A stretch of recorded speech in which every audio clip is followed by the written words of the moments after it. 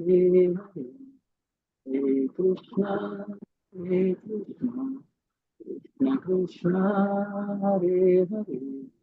சரி, ஒரு சின்ன மங்களாச்சாரம் பண்ணிடலாம். ஹரே கிருஷ்ணா. ஓம் நமோ பகவதே வாசுதேவாய. ஓம் நமோ பகவதே வாசுதேவாய. ஓம் நமோ பகவதே வாசுதேவாய. ஓம் அஞ்ஞானதிமிராந்தஸ்ய ஞானாஞ்சனயே சலாகய சகம் ஸ்ரீ குருவே நமக.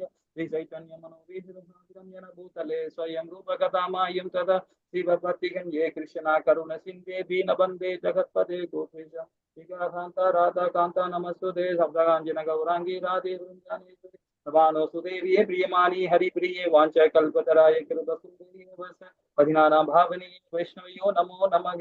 जय श्री कृष्ण चैतन्य प्रभु नित्यानंद श्री अद्वैत गदाधर श्रीवासादि गौर भक्त वृंद। हरे कृष्णा कृष्ण कृष्ण हरे हरे, हरे राम राम राम हरे हरे, हरे कृष्णा कृष्ण कृष्ण हरे हरे, हरे राम राम राम हरे हरे, हरे कृष्णा कृष्ण कृष्ण हरे हरे, हरे राम राम राम हरे हरे. ஓம் ஹரே கிருஷ்ணா.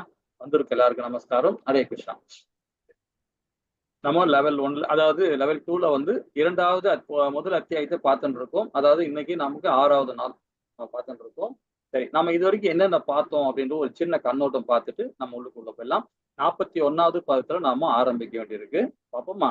சரி, இப்ப நாம வந்து பாத்தீங்கன்னா முதல்ல வந்து 1ல இருந்து 11வது பதம் வரைக்கும் நம்ம என்னென்ன பார்த்தோம் அப்படின்னு பாத்தீங்கன்னா பகவத்கீதையோட அதாவது உரைக்கப்பட்ட சூழ்நிலையை பார்த்தோம். உரைக்கப்பட்ட சூழ்நிலை அதாவது என்ன சொல்லப்பட்டதுன்னா அந்த 11வது பதம் வரைக்கும் கொஞ்சம் ஞாபகப்படுத்தி பாருங்களேன். அதாவது இந்த அத்தியாயத்துல நாம வந்து எந்தெந்த இடத்துல, அதாவது ஒரு நிமிஷம், அர்ஜுனன் பேசப்பட்டாங்களா, திருதராஷ்டிரர் பேசப்பட்டாரா அப்படின்றத ஒரு சின்ன கண்ணோட்டம் பார்ப்போம். நம்ம இது வரைக்கும் என்ன படிச்சிருக்கோம், நமக்கு ஒரு புரிதல் இருக்கும் இல்லையா, எந்தெந்த ஸ்லோகத்துல யார் யார் என்னென்ன பேசப்பட்டாங்க அப்படின்ற ஒரு சின்ன கண்ணோட்டம் பார்ப்போம். இப்போ ஃபர்ஸ்ட் ஸ்லோகத்துல யார் பேசப்பட்டாங்க? முதல் ஸ்லோகத்துல இந்த அத்தியாயத்துல முதல் ஸ்லோகம் திருதராஷ்டிரர். ஹரிபோல் பிரபு, ஹரிபோல் ஹரிபோல். அதுக்கப்புறமா வந்து சஞ்சயன் இல்லையா, அதுக்கப்புறம் சஞ்சயன் வந்து பதில் கொடுக்கிறார். சஞ்சயன் பதில் வந்து எத்தனாவது பதம் வரைக்கும் சஞ்சயன் பதில் கொடுத்தார் ஞாபகப்படுத்தி சொல்லுங்க. கொஞ்சம் டைம் எடுத்துங்க, ஒன்றும் பிரச்சனை இல்லை. நல்ல யோசனை பண்ணி பாருங்க. ஏன்னா நமக்கு தெரியும் 2ல இருந்து 20 வரைக்கும் சஞ்சயன் பிரபுஜி. 2ல இருந்து 20வது அத்தியாயம் 20வது வரைக்கும், 20வது வரைக்கும். ஹரிபோல் ஹரிபோல் பிரபு, ஹரிபோல் ஹரிபோல். நல்ல புரிதல் இருக்கு பிரபு. அப்போ நாம வந்து 1ல இருந்து 1வது ஸ்லோகத்துல அவரு திருதராஷ்டிரர் பேசினார். 20வது பதம் வரைக்கும் பாத்தீங்கன்னா யார் பேசினாங்க? சஞ்சயன் பேசினாரு அப்படின்னு நம்ம தெரிஞ்சுக்கிட்டோம். 21ல இருந்து யார் பேசினாங்க? யாரு? நம்முடைய அர்ஜுனன் பேசினார். அவர் எத்தனை ஸ்லோகம் பேசினார் கொஞ்சம் ஞாபகம் தான் பிரபு மாதாஜி? 21ல இருந்து நம்ம யாரு இவரு பேசுறார், யாரு? அர்ஜுனன் பேசுறார் பிரபுஜி. 23 வரைக்கும் பிரபுஜி. 23 வரைக்கும். ஹரிபோல் பிரபு, ஹரிபோல் ஹரிபோல். நல்ல புரிதல் இருக்கு. சோ இதெல்லாம் நோட் பண்ணீங்க, இதெல்லாம் ரொம்ப இம்பார்ட்டன்ட் நமக்கு. எந்தெந்த ஸ்லோகத்துல யார் யார் என்ன பேசினாங்கன்றது இந்த அத்தியாயத்துல எத்தனை பதங்கள் இருக்கு கூட நாம ஞாபகம் வச்சிருவோம். 46 பதங்கள் இருக்கு. அதை நான் இந்த ஃப்ரண்ட் பேஜ் உங்களுக்கு வந்து காட்டுறேன். நான் நம்ம எங்கெங்க என்னென்ன பார்த்தோம் அப்படின்றது இதெல்லாம் ஒரு இது எடுத்து வச்சுங்க. நீங்க உங்களுக்கு ஃபியூச்சர்ல யூஸ் ஆகும். உங்களுக்கு படிக்கும் போதும் சரி, அடுத்த கிளாஸுக்கு போகும்போது ஞாபகம் வரும் இல்லைங்களா? ஹரே கிருஷ்ணா. அதுக்கப்புறமா திருப்பும் சஞ்சயன் பேசுறார் இல்லைங்களா? சஞ்சயன் பேசுறார். இப்போ சஞ்சயன் வந்து அதுக்கப்புறமா எத்தனை 24ல இருந்து இது திருப்பி வந்து சஞ்சயன் பேசுறாரு. அவர் எது வரைக்கும் பேசுறாரு கரெக்டா பார்க்க போனா வந்து பாத்தீங்கன்னா நமக்கு வந்து 27வது பதம் வரைக்கும் அவர் பேசிட்டு இருக்காரு. 28ல இருந்து அர்ஜுனன் இப்ப பேசிட்டு இருக்காரு. 28ல இருந்து 46 பதம் வரைக்கும் அர்ஜுனன் தான் பேசிட்டு இருக்காரு. இப்ப நம்ம புரிஞ்சுக்கிட்டோம் இல்லைங்களா? அப்ப நம்ம அர்ஜுன் எத்தனை ஸ்லோகம் போட்டுக்கலாம்? முதல்ல வந்து 21, 22, 23, முதல்ல 24 ஸ்லோகம் பேசினார். அப்புறம் 28ல இருந்து 46 ஸ்லோகம் வரைக்கும் அர்ஜுனன் பேசுறாரு. அர்ஜுனன் பேசுறாரா இல்லைன்னு இனி பார்ப்போம். ஏன்னா கடைசி பதத்துல 46வது பதத்துல திருப்பி சஞ்சயனுக்கு வரும். 41 அந்த இடையில வரும் அது. சோ அதுவும் பாருங்க. ஓகேங்களா? சரி, இப்ப நாம ஒரு சின்ன கண்ணோட்டம். இது வரைக்கும் நம்ம யார் யார் என்னென்ன படிச்சு என்னென்ன ஸ்லோகம் பார்த்தாங்கன்றது நமக்கு ஒரு அளவுக்கு புரிதல வந்துடுச்சு. நீங்க எல்லாருமே அது மாதிரி பதில் சொல்லணும். பிரபுஜி மாத்திரம் தான் பதில் சொன்னார். எல்லாருமே ஒரே மாதிரி சொன்னோட பரவாயில்ல, ஞாபகம் வச்சுங்க. பகவத்கீதை உரைக்கப்பட்ட சூழ்நிலை 1ல இருந்து 11வது பதம் வரைக்கும் நம்ம வந்து பார்த்தோம், டீட்டெயிலா பார்த்தோம். அதுல வந்து திருதராஷ்டிரோட மனநிலை முதல்ல உள்ள ஸ்லோகத்திலே நம்ம புரிஞ்சுக்கிட்டோம். என்னது? சந்தேகம், பயம், பாரபட்சம். அந்த 3 நிலையை நாம பார்த்தோம், அவருடைய மனநிலைய. இரண்டாவது வந்து அதாவது பாத்தீங்கன்னா அர்ஜுனுடைய மனநிலை பார்த்தோம். அர்ஜுனோட மனநிலை அதாவது தனது படையை பற்றி தற்புரிமையாக பேசிக் கொள்ளுதல், நேர்மையானவர்களை படுவது, அந்த மனநிலையில பார்த்தோம் 11வது பதம் வரைக்கும். 12ல இருந்து 20 வரைக்கும் பாண்டவர்கள் வெற்றியின் அறிகுறிகள். 12வது பதத்துல இருந்து அதாவது 20வது பதம் வரைக்கும் பாண்டவர்கள் அறிகுறிகள் என்ன? தெய்வீக சங்கு, கிருஷ்ணரது இருப்பு வெற்றியை நம்ம பார்த்தோம். அதே மாதிரி உறுதிப்படுத்துகிறது. மூன்றாவது அர்ஜுனனுடைய கொடியில் உள்ள அனுமானுடைய பகவானுடைய கொடியில அந்த அர்ஜுனோட கொடியில பகவானுடைய அனுமானுடைய சிம்பிள் இருக்கு, நம்ம தெரிஞ்சுக்கிட்டோம். அதே மாதிரி லட்சுமி தாயார், கனகவல்லி தாயார், அது அதிர்ஷ்ட தேவதை அவங்க தானே. ஏன்னா பகவான் எங்கெல்லாம் இருக்கிறாரோ அங்க இருப்பாங்க. ஏன்னா பகவானுடைய மார்ல தான் அவங்க தாயார் இருக்கிறாங்க, நம்ம தெரிஞ்சுக்கிட்டோம். ஓகேங்களா? அப்ப அர்ஜுனோட கொடுக்கப்பட்ட அக்னி தேர். என்ன மாதாஜி? அக்னி தேர் தான் சொன்னேன் பிரபுஜி. ஹரே கிருஷ்ணா. சரி, அக்னி தேர். சோ அக்னி தேர் நம்ம அது இது பாத்தீங்கன்னா அர்ஜுனுக்கு கொடுக்கப்பட்ட அக்னி தேர். ஸோ இந்த 5 சாராம்சம் நம்ம பார்த்தோம் இல்லைங்களா? இது வந்து வெற்றிக்கான அறிகுறி. அதுக்கப்புறம் வந்து குருஷேத்திரம், நிறைய சொல்லிட்டே போலாம் 26, 32 வரைக்கும் போலாம். ஏன்னா அது வந்து அந்த மாதிரி அவங்களுக்குள்ள உள்ள நிறைய சாராம்சம் கொடுத்துருப்போம். வெற்றிக்கான அறிகுறிகள் பாண்டவர்கள். அதுக்கப்புறம் 21ல இருந்து 27 பதம் வரைக்கும் பாத்தீங்கன்னா பகவான் அவரது பக்தர்கள் நேசிக்கிறார் அப்படின்ற சாராம்சத்துல ரொம்ப அழகா இதுல வந்து சஞ்சயனும் பதில் கொடுக்குறாரு. 21ல இருந்து பாத்தீங்கன்னா ரொம்ப அழகா அர்ஜுனனும் பேசப்படுறார், சஞ்சயனும் இதுக்குள்ள பதிலும் அவரும் வந்து பேசிட்டு இருக்கார். இது வந்து பகவான் எங்கேயுமே சொல்லப்படல, ஒரே ஒரு ஸ்லோகத்துல மட்டும்தான் பகவான் வந்து பேசல. அதாவது அது யாரு சொல்றோம்னா சஞ்சயன் தான் சொல்றாப்ல. பகவான் டைரக்டா வந்து கீதையில வந்து சொல்லப்படல, ஸ்லோகம் மூலியமா சொல்லப்படல. அங்க வந்து அர்ஜுனனும் பகவானும் பேசப்பட்டது, சஞ்சயன் வந்து அந்த ஸ்லோகம் சொல்றாரு. அதுலதான் நாளைக்கு, அதாவது 2வது அத்தியாயத்துல, நாளைக்கு இல்ல 2வது அத்தியாயத்துலதான் பகவான் வந்து முதல்ல பேச போறார். அது 2வது அத்தியாயத்துல தான் பேச போறார். அது விரிவா பார்ப்போம். சரி, இப்போ வந்து 27வது பதம் வரைக்கும் பகவான் என்றும் நலன் விரும்பி, பகவான் என்றுமே எல்லாருக்குமே நலன் விரும்பி தான். அவர் யாரையும் பார்க்க மாட்டார். எப்படி பாருங்க, ஒரு அதாவது ஏழ்மையா இருக்கவன், பணக்காரா இருக்கவன், மிடில் கிளாஸ்ல இருக்கவன், படிச்சவன், படிக்காதவன், அவருக்கு அதெல்லாம் பாகுபாடே கிடையாது. ஆண் பெண்ணு இந்த மாதிரி இதெல்லாம் கிடையாது. எல்லா உயிரினங்களும் 84 லட்சம் உயிர்வாடியும் பகவானுக்கு சமம் தான். ஏன்னா பகவானுடைய அம்சம் தான் எல்லாமே. எல்லா உயிர்வாடியுமே பகவானுடைய அம்சம் தான். அப்படிங்கும்போது அவரே வேற்றுமை பார்க்க போறார் இல்லைங்களா? நாம தான் வேற்றுமை நினைச்சுட்டு இருக்கோம். அதை வந்து நம்ம விரிவா இன்னும் படிப்போம். பகவான் என்றுமே நலன் விரும்பி அந்த ஸ்தானத்துல நம்ம பார்த்தோம். அதே மாதிரி பகவான் பக்தர்களுக்கு சேவை செய்கிறார். இதான உண்மை. நாம என்ன பண்றோம்? ஆனா இந்த உடல் நம்ம கொடுத்துக்கிறது எதுக்காக? பகவானுக்கு சேவை பண்றதுதான். பகவானுக்கு சேவை பண்றதை நம்ம வந்திருக்கிறோமே. நாம எல்லாருமே உன்னிப்பா நினைச்சு பாருங்களேன். எல்லாமே யோசனை பண்ண, நான் அறிவாளி, நான் இப்படிப்பட்டவன், நான் இவ்வளவு செல்வாக்குள்ளவன், இப்படிப்பட்டவன் எல்லாமே சொல்லுவாங்க. ஆனால் இந்த பூலோகத்துல பிறக்கிறவங்க எல்லாருமே வந்து முட்டாள்கள் தான். நல்லா புரிஞ்சுங்க. இந்த பூலோகத்துல பிறக்கிறவங்க எல்லாருமே முட்டாள் தான். வேதம் அப்படிதான் சொல்லப்படுது. எப்படின்னு பாத்தீங்கன்னா அதிலே வந்து ஆன்மீகம், பௌதீகம் 2 பிரிவா பிரிக்கிறாங்க. ஆன்மீகத்துல வரவங்க வந்து அதாவது கர்ம யோகியா போறவங்க பகவானால தேர்ந்தெடுக்கப்பட்டவங்க அப்படின்னு சொல்ல வருது. ஏன்னா நாம் அதுக்கு காரணம் யாருன்னா அது நாம தான், கர்மிகள் தான். இப்ப நம்ம எல்லாம் கர்மிகள் தான். இப்ப நம்ம கர்மி யோகியா அப்பனா பகவானும் நம்மளா தேர்ந்தெடுக்கப்பட்டிருக்காரு. பகவான் நம்ம கடைக்கண், அவருடைய கடைக்கண் பார்வை நம்ம மேல பட்டுச்சு. அப்ப நம்ம கர்ம யோகியா போறோம். அப்ப கர்ம யோகியா போகும்போது அப்ப பகவானுக்குள்ள சகாக்களா நம்ம ஆயிரும். அப்ப ஆகணும் போது அப்ப என்ன பண்ணா நாம வந்து அந்த முட்டாள் இந்த ஸ்தானத்திலிருந்து வெளியே வரும். அதை புரியாம நாம இருக்கிறோம். ஏன்னா திரும்ப நம்ம இங்க பிறக்கிறோம் பாத்தீங்களா? அப்ப நம்ம ஏதோ தப்பு பண்றதுனால நம்ம இங்க வந்து பிறந்து திருப்பி நம்ம பிறக்கிறோம். அப்ப நம்ம எல்லாம் யாருன்னு பாத்தீங்கன்னா முட்டாள் தான். நம்ம வந்து அதுல இருந்து வெளியே வரணும். அதுதான் பகவான் சொல்றாரு. இதுல இருந்து வெளியே வரணும்னா நீங்க ஹரிபக்தியோடு பகவான் நாமத்தை சொல்லி பகவானை மையப்படுத்தி நம்ம செயல்படும் போது அப்ப கர்ம யோகியா போகும்போது நம்ம என்ன ஆகும்? பகவானுடைய லோகத்துக்கு போறோம் இல்லைங்களா? ஹரே கிருஷ்ணா. அப்போ எல்லாம் அவருடைய அதுதான் சொல்றாரு. எல்லா ஜீவராசியும் என்ன ஒண்ணுதான்றாரு. இப்ப அறிவாளியா இருந்தாலும் சரி, முட்டாளா இருந்தாலும் சரி, அது பகவானுடைய அம்சம் தான், பகவானுடைய தான். அதனால அவரு அது மாதிரி பார்க்க மாட்டார், பாகுபாடை பார்க்க மாட்டார். நாம செய்யற செயலால தான் நாம திரும்ப இங்க வரும். அப்ப நாம எல்லாருமே ஒரு முட்டாள் ஸ்தானத்தை தான் நம்ம புரிஞ்சுக்கணும். ஓகேங்களா? இது பகவான் சொல்லல, வேதங்கள்ல சொல்லப்படுறாங்க. நாம தெரியாம அறியாமலே நம்ம திரும்ப இங்க பிறந்துட்டு இருக்கோம் அப்படின்னா. பகவான் பக்தர்களுக்கு சேவை செய்கிறார். பகவான் வந்து பக்தர்களுக்கு சேவை செய்யறார். அதுக்கு ரெடியா உட்கார்ந்துட்டு இருக்காரு, நான் வந்து சேவை பண்றதுக்கு. ஏன்னா நமக்குள்ளே இருக்கிறார் இல்லையா? அதனால நம்ம அது புரிஞ்சுக்கிட்டோம் இல்லைங்களா? இப்போ 28ல இருந்து 46 மன அழுத்தத்தின் அறிகுறிகள் நம்ம பார்க்கிறோம். 5 விதமான அறிகுறிகள் நம்ம பார்க்கிறோம். துன்பத்தின் வகைகளை பார்த்தோம். 5 விதமான துன்பத்தினுடைய அர்ஜுனன் போரிட வேண்டாம் என தீர்மானிக்கிறான் 46வது பாடத்துல கடைசி காலத்துல. இது சஞ்சயன் தான் சொல்றார் 46வது பாடத்துல சொல்றார். சரி, இப்ப நம்ம இது வரைக்கும் பார்த்தோம் இல்லைங்களா? இனி நம்ம விளக்கமா நாம 41வது பாடத்துல இருந்து நாம இன்னைக்கு பார்க்கணும். ஹரே கிருஷ்ணா. சரி, பாத்துருவோமா? ஒரு நிமிஷம். ஹரே கிருஷ்ணா ஹரே கிருஷ்ணா கிருஷ்ண கிருஷ்ண ஹரே ஹரே ஹரே ராம ஹரே கிருஷ்ணா. மாதாஜி யாராவது படிக்கிறீங்களா? 41வது பதம். हरे कृष्णा प्रभु जी। படிங்க மாதாஜி. संकरो नरकायैव कुलज्ञानं कुलस्य च वदन्ति पितरो ह्येषां दुःखपिण्डोद सुक्रियाः। हरे कृष्ण। ஹரே கிருஷ்ணா மாதாஜி. யாராவது படிக்கிற இந்த லாஸ்ட் டைம் படிச்சீங்களா? யாராவது படிக்க முயற்சி பண்ணுங்க மாதாஜி பிரபு. யாராவது முயற்சி பண்ணுங்க. எல்லாருமே படிக்கலாம். எல்லாரும் படிக்கலாம், விரும்பி படிக்கலாம். உங்களுக்கு தெரிஞ்சதை படிங்க, ஒண்ணும் தப்பு இல்லை. நாம தானே இருக்கிறோம், நமக்குள்ள என்ன இருக்கு? ஒண்ணும் கிடையாது. படிச்சாங்க பிரபு, படிப்பாங்க. ஆமா படிச்சாங்க. அதான் எல்லாரும் படிக்கணும். எல்லாருக்கும் ஒரு ஸ்லோகம் எடுத்து படிக்குங்க. சரி, இங்க 41ல என்ன சொல்றாரு பாருங்க. தேவையற்ற ஜனத்தொகை பெருக்கம் குடும்பத்திற்கும் குடும்ப பண்பாட்டை அழிப்போருக்கும் நிச்சயமாக நரக நிலையை ஏற்படுகிறது.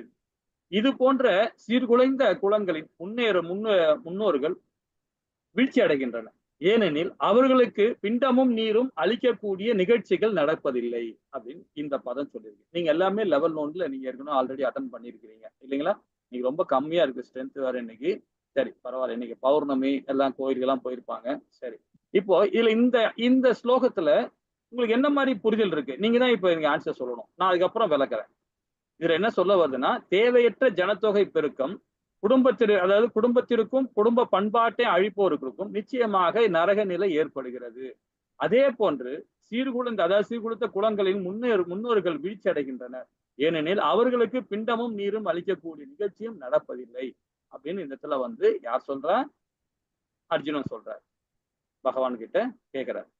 சரி, இதனால நமக்கு என்ன புரிதல் அடைஞ்சிருக்கும்? என்ன மாதிரி நமக்கு இந்த சாராம்சம் நமக்கு புரியுது? யாராவது விளக்க முடியுமா? ஹரே கிருஷ்ணா.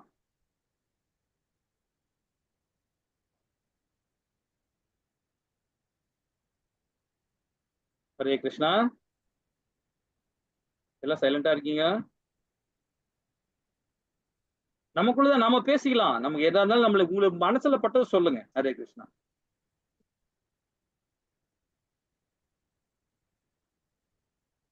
யாருமே பேச மாட்டீங்க. ஹரே கிருஷ்ணா மாதாஜி பிரபு. சொல்லுங்க. சரி, ஓகே. இல்ல மாதாஜி, இது லெவல் 2 இல்ல மாதாஜி. கொஞ்சம் அவங்களுக்கும் புரியல எப்படின்னு தெரிஞ்சுக்கலாம், அதுக்குதான் கேக்குறேன். சரி, ஓகே. சொல்லுங்க மாதாஜி, நீங்க சொல்லுங்க மாதாஜி. அவங்க சொன்னாலும் பரவாயில்ல, நீங்க சொல்லுங்க. ஏன்னா அவங்களுக்கு ஒரு புரிதல் அடையும். சில பேருக்கு அது கொஞ்சம் கூச்சப்படுவாங்க சொல்றதுக்கு. யாராவது நினைச்சிருவாங்களோ நினைச்சு இந்த கிளாஸ்ல அது மாதிரி எல்லாம் கிடையாது. எல்லாருமே பேசலாம். எல்லாருமே உங்களுக்கு தெரிஞ்சு நீங்க சொல்லலாம். அர்ஜுனன் என்ன சொல்றாருன்னா, இந்த போர்ல ஈடுபட்டு நம்ம போர் செஞ்சோம்னா நிறைய முதியவங்க, நல்ல இளைஞர்கள் எல்லாருமே அங்கெல்லாம் இறந்துருவாங்க. இறந்த பிறகு அப்போ என்ன ஆகும்? அந்த குடும்பத்திற்கு ஒரு பாதுகாப்புங்கிறது ஆண்கள் தானே கொடுப்பாங்க இல்லையா? குழந்தைகளுக்கு, பெண்களுக்கெல்லாம் பாதுகாப்பு கொடுக்கறது ஆண்கள். அப்போ இந்த முதியவங்களோ இளைஞர்கள், நல்ல வேலை செய்யக்கூடியவங்க எல்லாம் இறந்துட்டா அப்ப பெண்களுடைய ஒரு நிலைமை என்ன ஆகும்? அவங்க தவறி போகக்கூடிய ஒரு சந்தர்ப்பம் கூட வரும். அதனால ஜனத்தொகை பெருக்கம் தேவையில்லாம, அதாவது நல்ல ஒரு எதை சொல்றாங்கன்னா, வருட சங்கிரகம் அழிஞ்சிடும் அப்படிங்கிறாங்க. எப்படி முறையான ஒரு வாழ்க்கை நடக்குதோ அது தடைபடுறதுனால தேவையற்ற ஜனத்தொகை பெருக்க ஏற்படும். குடும்ப பண்பாடு அழிஞ்சு போயிடும். எப்படி குடும்ப பண்பாடு அழிஞ்சிடும்? பெரியவங்க எல்லாம் இறந்துப்பாங்க. அப்போ சின்னவங்களுக்கு நல்லது கெட்டது அல்லது கெட்டதெல்லாம் சொல்றதுக்கு ஆள் இருக்க மாட்டாங்க. அப்போ எப்படி நம்ம இதுவரைக்கும் கட்டுக்காத்த குடும்ப பண்பாடு எல்லாம் போயிடும். அதை சொல்றதுக்கு யாரும் இருக்க மாட்டாங்க. அடுத்து பெரியவங்க எல்லாம் போயிட்டு அந்த என்ன செய்வாங்க? பெரியவங்களுக்கு நம்ம இந்த சிராட்டம் எல்லாம் செய்வோம் இல்லையா? பிண்டெல்லாம் வச்சு நீரெல்லாம் கொடுப்போம் இல்லையா? அதெல்லாம் செய்யணுங்கிறதும் வந்து இந்த சின்ன குழந்தைகளுக்கு தெரிய சான்ஸ் இல்லை. ஆகையினால அவங்களுக்கு பிண்டாண்டியதெல்லாம் விற்கக்கூடிய நிகழ்ச்சியெல்லாம் தடைபடுறது. சரியா நடக்காதனால அவங்க எல்லாம் நரகத்துக்கு செல்லக்கூடிய ஒரு வாய்ப்பு ஏற்படும். ஆக இத்தகைய ஒரு குடும்ப பண்பாடு சிதைந்து தேவையற்ற ஒரு ஜனத்தொகை பெருக்கத்திற்கு காரணமாக இருக்கு இந்த போரு. இப்படிப்பட்ட போரை செய்யணுமா அப்படின்ட்டு அற்புதம் நினைக்கிறேன். ஹரே கிருஷ்ணா மாதாஜி. ரொம்ப அழகா சொன்னீங்க. இப்போ எல்லாருக்குமே நீங்க புரிஞ்சிருப்பீங்கன்னு நினைக்கிறேன் இது வரைக்கும் மாதாஜி சொன்னது. இப்ப பாருங்க ரொம்ப அழகா இந்த 3 பதமே, அதாவது 41, 42, 43மே ஒரே ஆங்கிள் தான் சொல்லப்படுது. குடும்ப பாரம்பரியத்தை பத்தி தான் அர்ஜுனா வந்து கவலைப்படுறாரு இல்லைங்களா? இதை 4வது இதா நம்ம எடுத்துக்கலாம். 4வது இது பிரச்சனை, அதாவது குடும்ப பாரம்பரியம். அவர் என்ன சொல்றாருன்னா, இப்ப மாதாஜி சொல்ற மாதிரி அழகா சொன்னாங்க இல்லையா, தேவையற்ற ஜனத்தொகை பெருக்கம் சொல்றாரு. தேவையற்ற ஜனத்தொகை பெருக்குன்னு பாத்தீங்கன்னா, நம்ம வந்து இப்போ ஒரு ஸ்டென்ட் நடக்குதுன்னா ஜாதி விட்டு ஜாதி கல்யாணம் பண்றாங்க, மதத்தை விட்டு மதத்தை விட்டு கல்யாணம் பண்றாங்க. சோ இந்த மாதிரி விஷயங்கள் நடக்குது இல்லையா? ஆனா நம்ம வேதங்கள் என்ன சொல்றதுன்னு பாத்தீங்கன்னா, நம்ம அழகா நம்மளை கட்டமைச்சிருக்காங்க. அதாவது எப்படி சொல்ல வருதுன்னா, ஒரு ஜாதி ஒரு மதம்ன்றது அது வேற விஷயம். சயின்ஸ் பிரகாரம் பாருங்களேன், நார்த் இந்தியாவுக்கும் சவுத் இந்தியாவுக்கும் வந்து பாத்தீங்கன்னா பிளட்டோட இது வந்து சிம்டம் வந்து வேற சொல்லுவாங்க. ஒரே பிளட் தான் சொல்லுவாங்க. அது என்ன பாசிட்டிவ் நெகட்டிவ் இந்த மாதிரி ஏதோ ஒண்ணு சொல்லிட்டு இருக்காங்க இல்லையா? அதே மாதிரி பாத்தீங்கன்னா நம்ம ஜாதகம் பாக்குறோம். அதாவது இந்தந்த ராசிக்கு இந்தந்த பிளட் இந்த மாதிரி செட் ஆகும், இந்த மாதிரி இருக்கும், அந்த மாதிரி இருக்கும். இன்னைக்குதான் வந்து சிகப்பு அணுக்கள் வெள்ளை அணுக்கள் இந்த ப்ராப்ளம் ஏதோ ஒன்று சொல்லிட்டு இருக்காங்க சயின்ஸ் பிரகாரம். அது நம்ம அந்த காலத்துல வந்து எப்படின்னா ஒரு அந்த குலத்துக்கு, அதாவது இந்த ஜாதிக்கு, இந்த இந்த நட்சத்திரத்துக்கு, இந்த இதுக்கு அப்படின்னு சொல்லிட்டு கோத்திரத்துக்கு இந்த மாதிரி சொல்லிதான் நம்ம அந்த காலத்துல வந்து ஒரு பிரிவா வச்சிருந்தாங்க. அது ஒரு ஜாதின்னு இப்ப நம்ம சொல்றோம். அது ரொம்ப ஜாதி சொல்லக்கூடாதுன்ற ஒரு சட்டம் ஒண்ணு இருக்கு இப்போதைக்கு. இதுல என்ன எதுக்காக சொல்ல வரேன்னு பாத்தீங்கன்னா, ஒண்ணு இல்ல. இப்போ ஒரு ராஜா வந்து ஒரு நாட்டை புடிச்சிட்டான்னு வச்சுங்களேன், அதுல உள்ள சிப்பாய்கள், அதுல உள்ள கார்னர்கள், அதுல ஒரு ஏதோ சொல்லுவாங்க இல்லைங்களா, ராணுவத்துல ஒரு உயர்ந்த பதவிகளா இருக்காங்க, அதுல சரியில்லாத ஆளுங்க, ஏன்னா தப்பான ஆளுங்கள் இருப்பாங்க இல்லையா? அந்த குடும்பத்துல போய் அந்த பெண்களை போய் மானவங்க படுத்தி அதன் மூலயமா ஒரு குழந்தை வந்துடும். ஏற்கனவே ஒரு குழந்தை இருக்கு, வேற ஒண்ணும் சொல்ல முடியாது இல்லையா அந்த மாதிரி காலகட்டத்துல. அப்போ வேற ஒரு குழந்தை வந்துடும். அது மூலியமா வரும்போது அப்ப ஜனத்தொகை பெருக்கம் வரும். அது வந்து கோத்திரம் மாறும், ஜாதி மாறும், பிளட் மாறும். இவ்வளவு பிரச்சனைகள் இருக்கு. அதுதான் இங்க அர்ஜுனுக்கு அதான் சொல்ற, தேவையற்ற ஜனத்தொகை பெருக்கம். இப்போ வந்து ஒரு புருஷன் பொண்டாட்டின்னா அவங்களுக்குள்ள ஒரு காம்ப்ரமைஷன் பண்ணி இந்த குழந்தை இவ்வளவுதான் நமக்கு வேணும், இவ்வளவுதான் பண்ணிட்டு இருப்பாங்க. இது மாதிரி வரும்போது தேவையற்ற பிரச்சனைகள் வரும். குடும்பத்துல நிறைய பிரச்சனைகள், சமுதாயத்திலயும் பிரச்சனை வரும். அதுதான் நம்மள வந்து பாத்தீங்கன்னா ஜாதி விட்டு ஜாதி பொண்ணு எடுக்க மாட்டாங்க, பொண்ணு கொடுக்க மாட்டாங்க. அந்த காலத்துல இருந்து அது அப்படியே ஃபாலோ பண்றோம். வேதத்திலயும் அது வந்து தவறுன்னு சொல்லப்படுது. வேதத்திலயும் அது இப்ப சொன்னா தப்புன்னு போயிடும். அது நம்ம அதுக்குள்ள ரொம்ப டீப்பா போக வேணாம். நிறைய விஷயங்கள் இருக்கு. அது அது வந்து இந்த மாதிரி வேதங்கள் படிச்சு அந்த புரிய வரும்போது அவங்க தெரிய வரும். அது ஏன் அந்த மாதிரி அப்படின்னா நிறைய ப்ராப்ளங்கள் வரும். ஏகப்பட்ட பிளட் விஷயமான ப்ராப்ளங்கள் வரும். கை கால் இருக்காது, சில பேரு மைண்ட் வேலை செய்யாது, புத்தி சரி இருக்காது. இந்த மாதிரி விஷயங்கள்லாம் நிறைய விஷயங்கள் வரும். அது சரி. இப்ப குடும்பத்திற்கு குடும்ப பண்பாட்டு அழிப்போருக்கும் இந்த மாதிரி செயல்பாடு பண்றவங்களுக்கு நரகலோகம் தான் உண்டு. கருட புராணத்திலே சொல்லப்பட்டது. கருட புராணத்திலே இப்போ ஒரு ஒரு ஒரு கோத்திரம்னா அந்த கோத்திரம் இதுதான் அப்படின்னு ஒரு இது இருக்கு. அதே மாதிரி இந்த ராசினா இந்த ராசி, இந்த நட்சத்திரம்னா இந்த நட்சத்திரம் அப்படின்னு நமக்கு ஒரு வேதங்கள்ல ஒரு கோட்பாடு பண்ணியிருக்கிறாங்க. அதன் மூலியமா தான் திருமணம் நடக்கணும்னு சொல்லியிருக்கு. இந்த பொருத்தம் வந்தா திருமணம் பண்ணணும், இந்த பொருத்தம் எல்லாம் திருமணம் பண்ணக்கூடாது, இதெல்லாம் கூட நமக்கு சொல்லப்பட்டிருக்காங்க. அதெல்லாம் நம்ம பார்த்துதான் நமக்கு வந்து அந்த காலத்துல இருந்து நம்ம வேதங்கள் மூலியமாக சொல்லப்படும். ஏன்னா அதாவது அஸ்த சாஸ்திரமும் சரி, வானசாஸ்திரம், அது அந்த வானசாஸ்திரமே சொல்ல வருது பாத்தீங்கன்னா, இந்த ஜாதகம் பாக்குறது இதெல்லாம் வந்து பாத்தீங்கன்னா பகவான் அதாவது வேதத்துல ரொம்ப அழகா விட்டுருக்கான். அதுவும் ஒரு தத்துவம், அதுவும் நம்ம ஃபாலோ பண்ணி தான் ஆகணும். அதுவும் ஃபாலோ பண்ணிதான். ஆனா அதே பக்தி யோகத்துல போறவங்க பாத்தீங்கன்னா அதை பத்தி கவலைப்படவே மாட்டாங்க. பக்தி யோகத்துல பகவானுடைய அனநிய பக்தியில போறவங்க அதை பத்தி கவலைப்பட மாட்டாங்க இல்லைங்களா? ஏன்னா பகவான் தான் ஆதி அந்தமா இருக்கிறாரு. அவர் சொல்படி நமக்கு செய்யும். அப்ப நமக்கு வந்து பாத்தீங்கன்னா நம்ம தப்பே பண்ண மாட்டோம். இந்த பெண்ணை கல்யாணம் பண்ணோம், அந்த பெண்ணை கல்யாணம் பண்ணோம், இதை பார்க்கணும், அதை பார்க்கணும், எதுவுமே நம்ம பார்க்க மாட்டோம். ஏன்னா பகவான் அனநிய பக்தியில இருக்கிறார். அதனாலதான் பகவான் அந்த அந்த பக்தி யோகத்துல பண்றவன் அதை பத்தி கவலைப்படவே மாட்டான். அவன் சரியா போயிட்டு இருக்கும். அப்ப இந்த குடும்ப பண்பாட்டை அழிப்போருக்கு நிச்சயமாக நரக நிலை ஏற்படுகிறது அப்படின்னு சொல்லப்பட்டது இல்லைங்களா? ஒண்ணு. அதே மாதிரி பாத்தீங்கன்னா இது போன்ற சீர்குலைந்த குலங்கள் முன்னோர்களால் வீழ்ச்சி அடைகின்றனர். ஒரு கட்டமைப்பு பண்ணியிருப்பாங்க. இந்த இதுல இப்படிதான், இந்த ஊர்ல இந்த ஊர் இப்படிதான் இப்படின்னு ஒரு கட்டமைப்பு பண்ணியிருப்பாங்க. அந்த காலத்துல இருந்து பண்ணிடுவாங்க. அதை நாம வந்து இப்ப வந்து ஒரு 200 வருஷமா 300 வருஷமா நாம வந்து 200 300 வருஷம் இல்ல, முகலாயர் படையெடுத்தப்ப சீரழிஞ்சு போச்சு. முகலாய படையெடுத்த போது அதுக்கப்புறம் சீரழிஞ்சு போச்சு அந்த வேதம். இப்போ இவங்க வந்து நம்ம வெஸ்டர்ன் கல்ச்சர்ஸ் அது உள்ள வந்த பிறகு இன்னும் மோசம், இன்னும் படுமோசமாகி போச்சு. இப்ப அந்த மாதிரி கலாச்சாரம் மாறி போச்சு. இப்ப நம்ம பேசினா கூட உள்ள வச்சிருவாங்க, அரெஸ்ட் பண்ணிடுவாங்க, கேஸ் கூட போடுவாங்க. சோ அந்த மாதிரி ஒரு சூழ்நிலை நாம இப்ப இருக்கிறோம், கட்டமைப்புல இருக்கோம். ஆனா வேதம் படிச்ச பிறகு, வேதம் படிக்கிறவங்க அதெல்லாம் கொஞ்சம் அதாவது கீதையில ரொம்ப அழகா கொடுக்கப்பட்டிருக்காங்க. இதை பத்தி இன்னொன்னும் நம்ம இன்னும் நல்ல விரிவா படிக்கலாம். இது எப்ப படிக்கலாம்னு பாத்தீங்கன்னா 6வது 7வது அத்தியாயத்துல இன்னும் விரிவா அதை பத்தி படிக்கலாம். அப்போ இது மாதிரி குலங்கள் முன்னோர்கள் வீழ்ச்சி அடைகின்றன. ஏன்னா முன்னோர்கள் பாத்தீங்கன்னா கட்டமைக்கப்பட்டதை அது நம்ம சீரழிச்சிட்டோம்.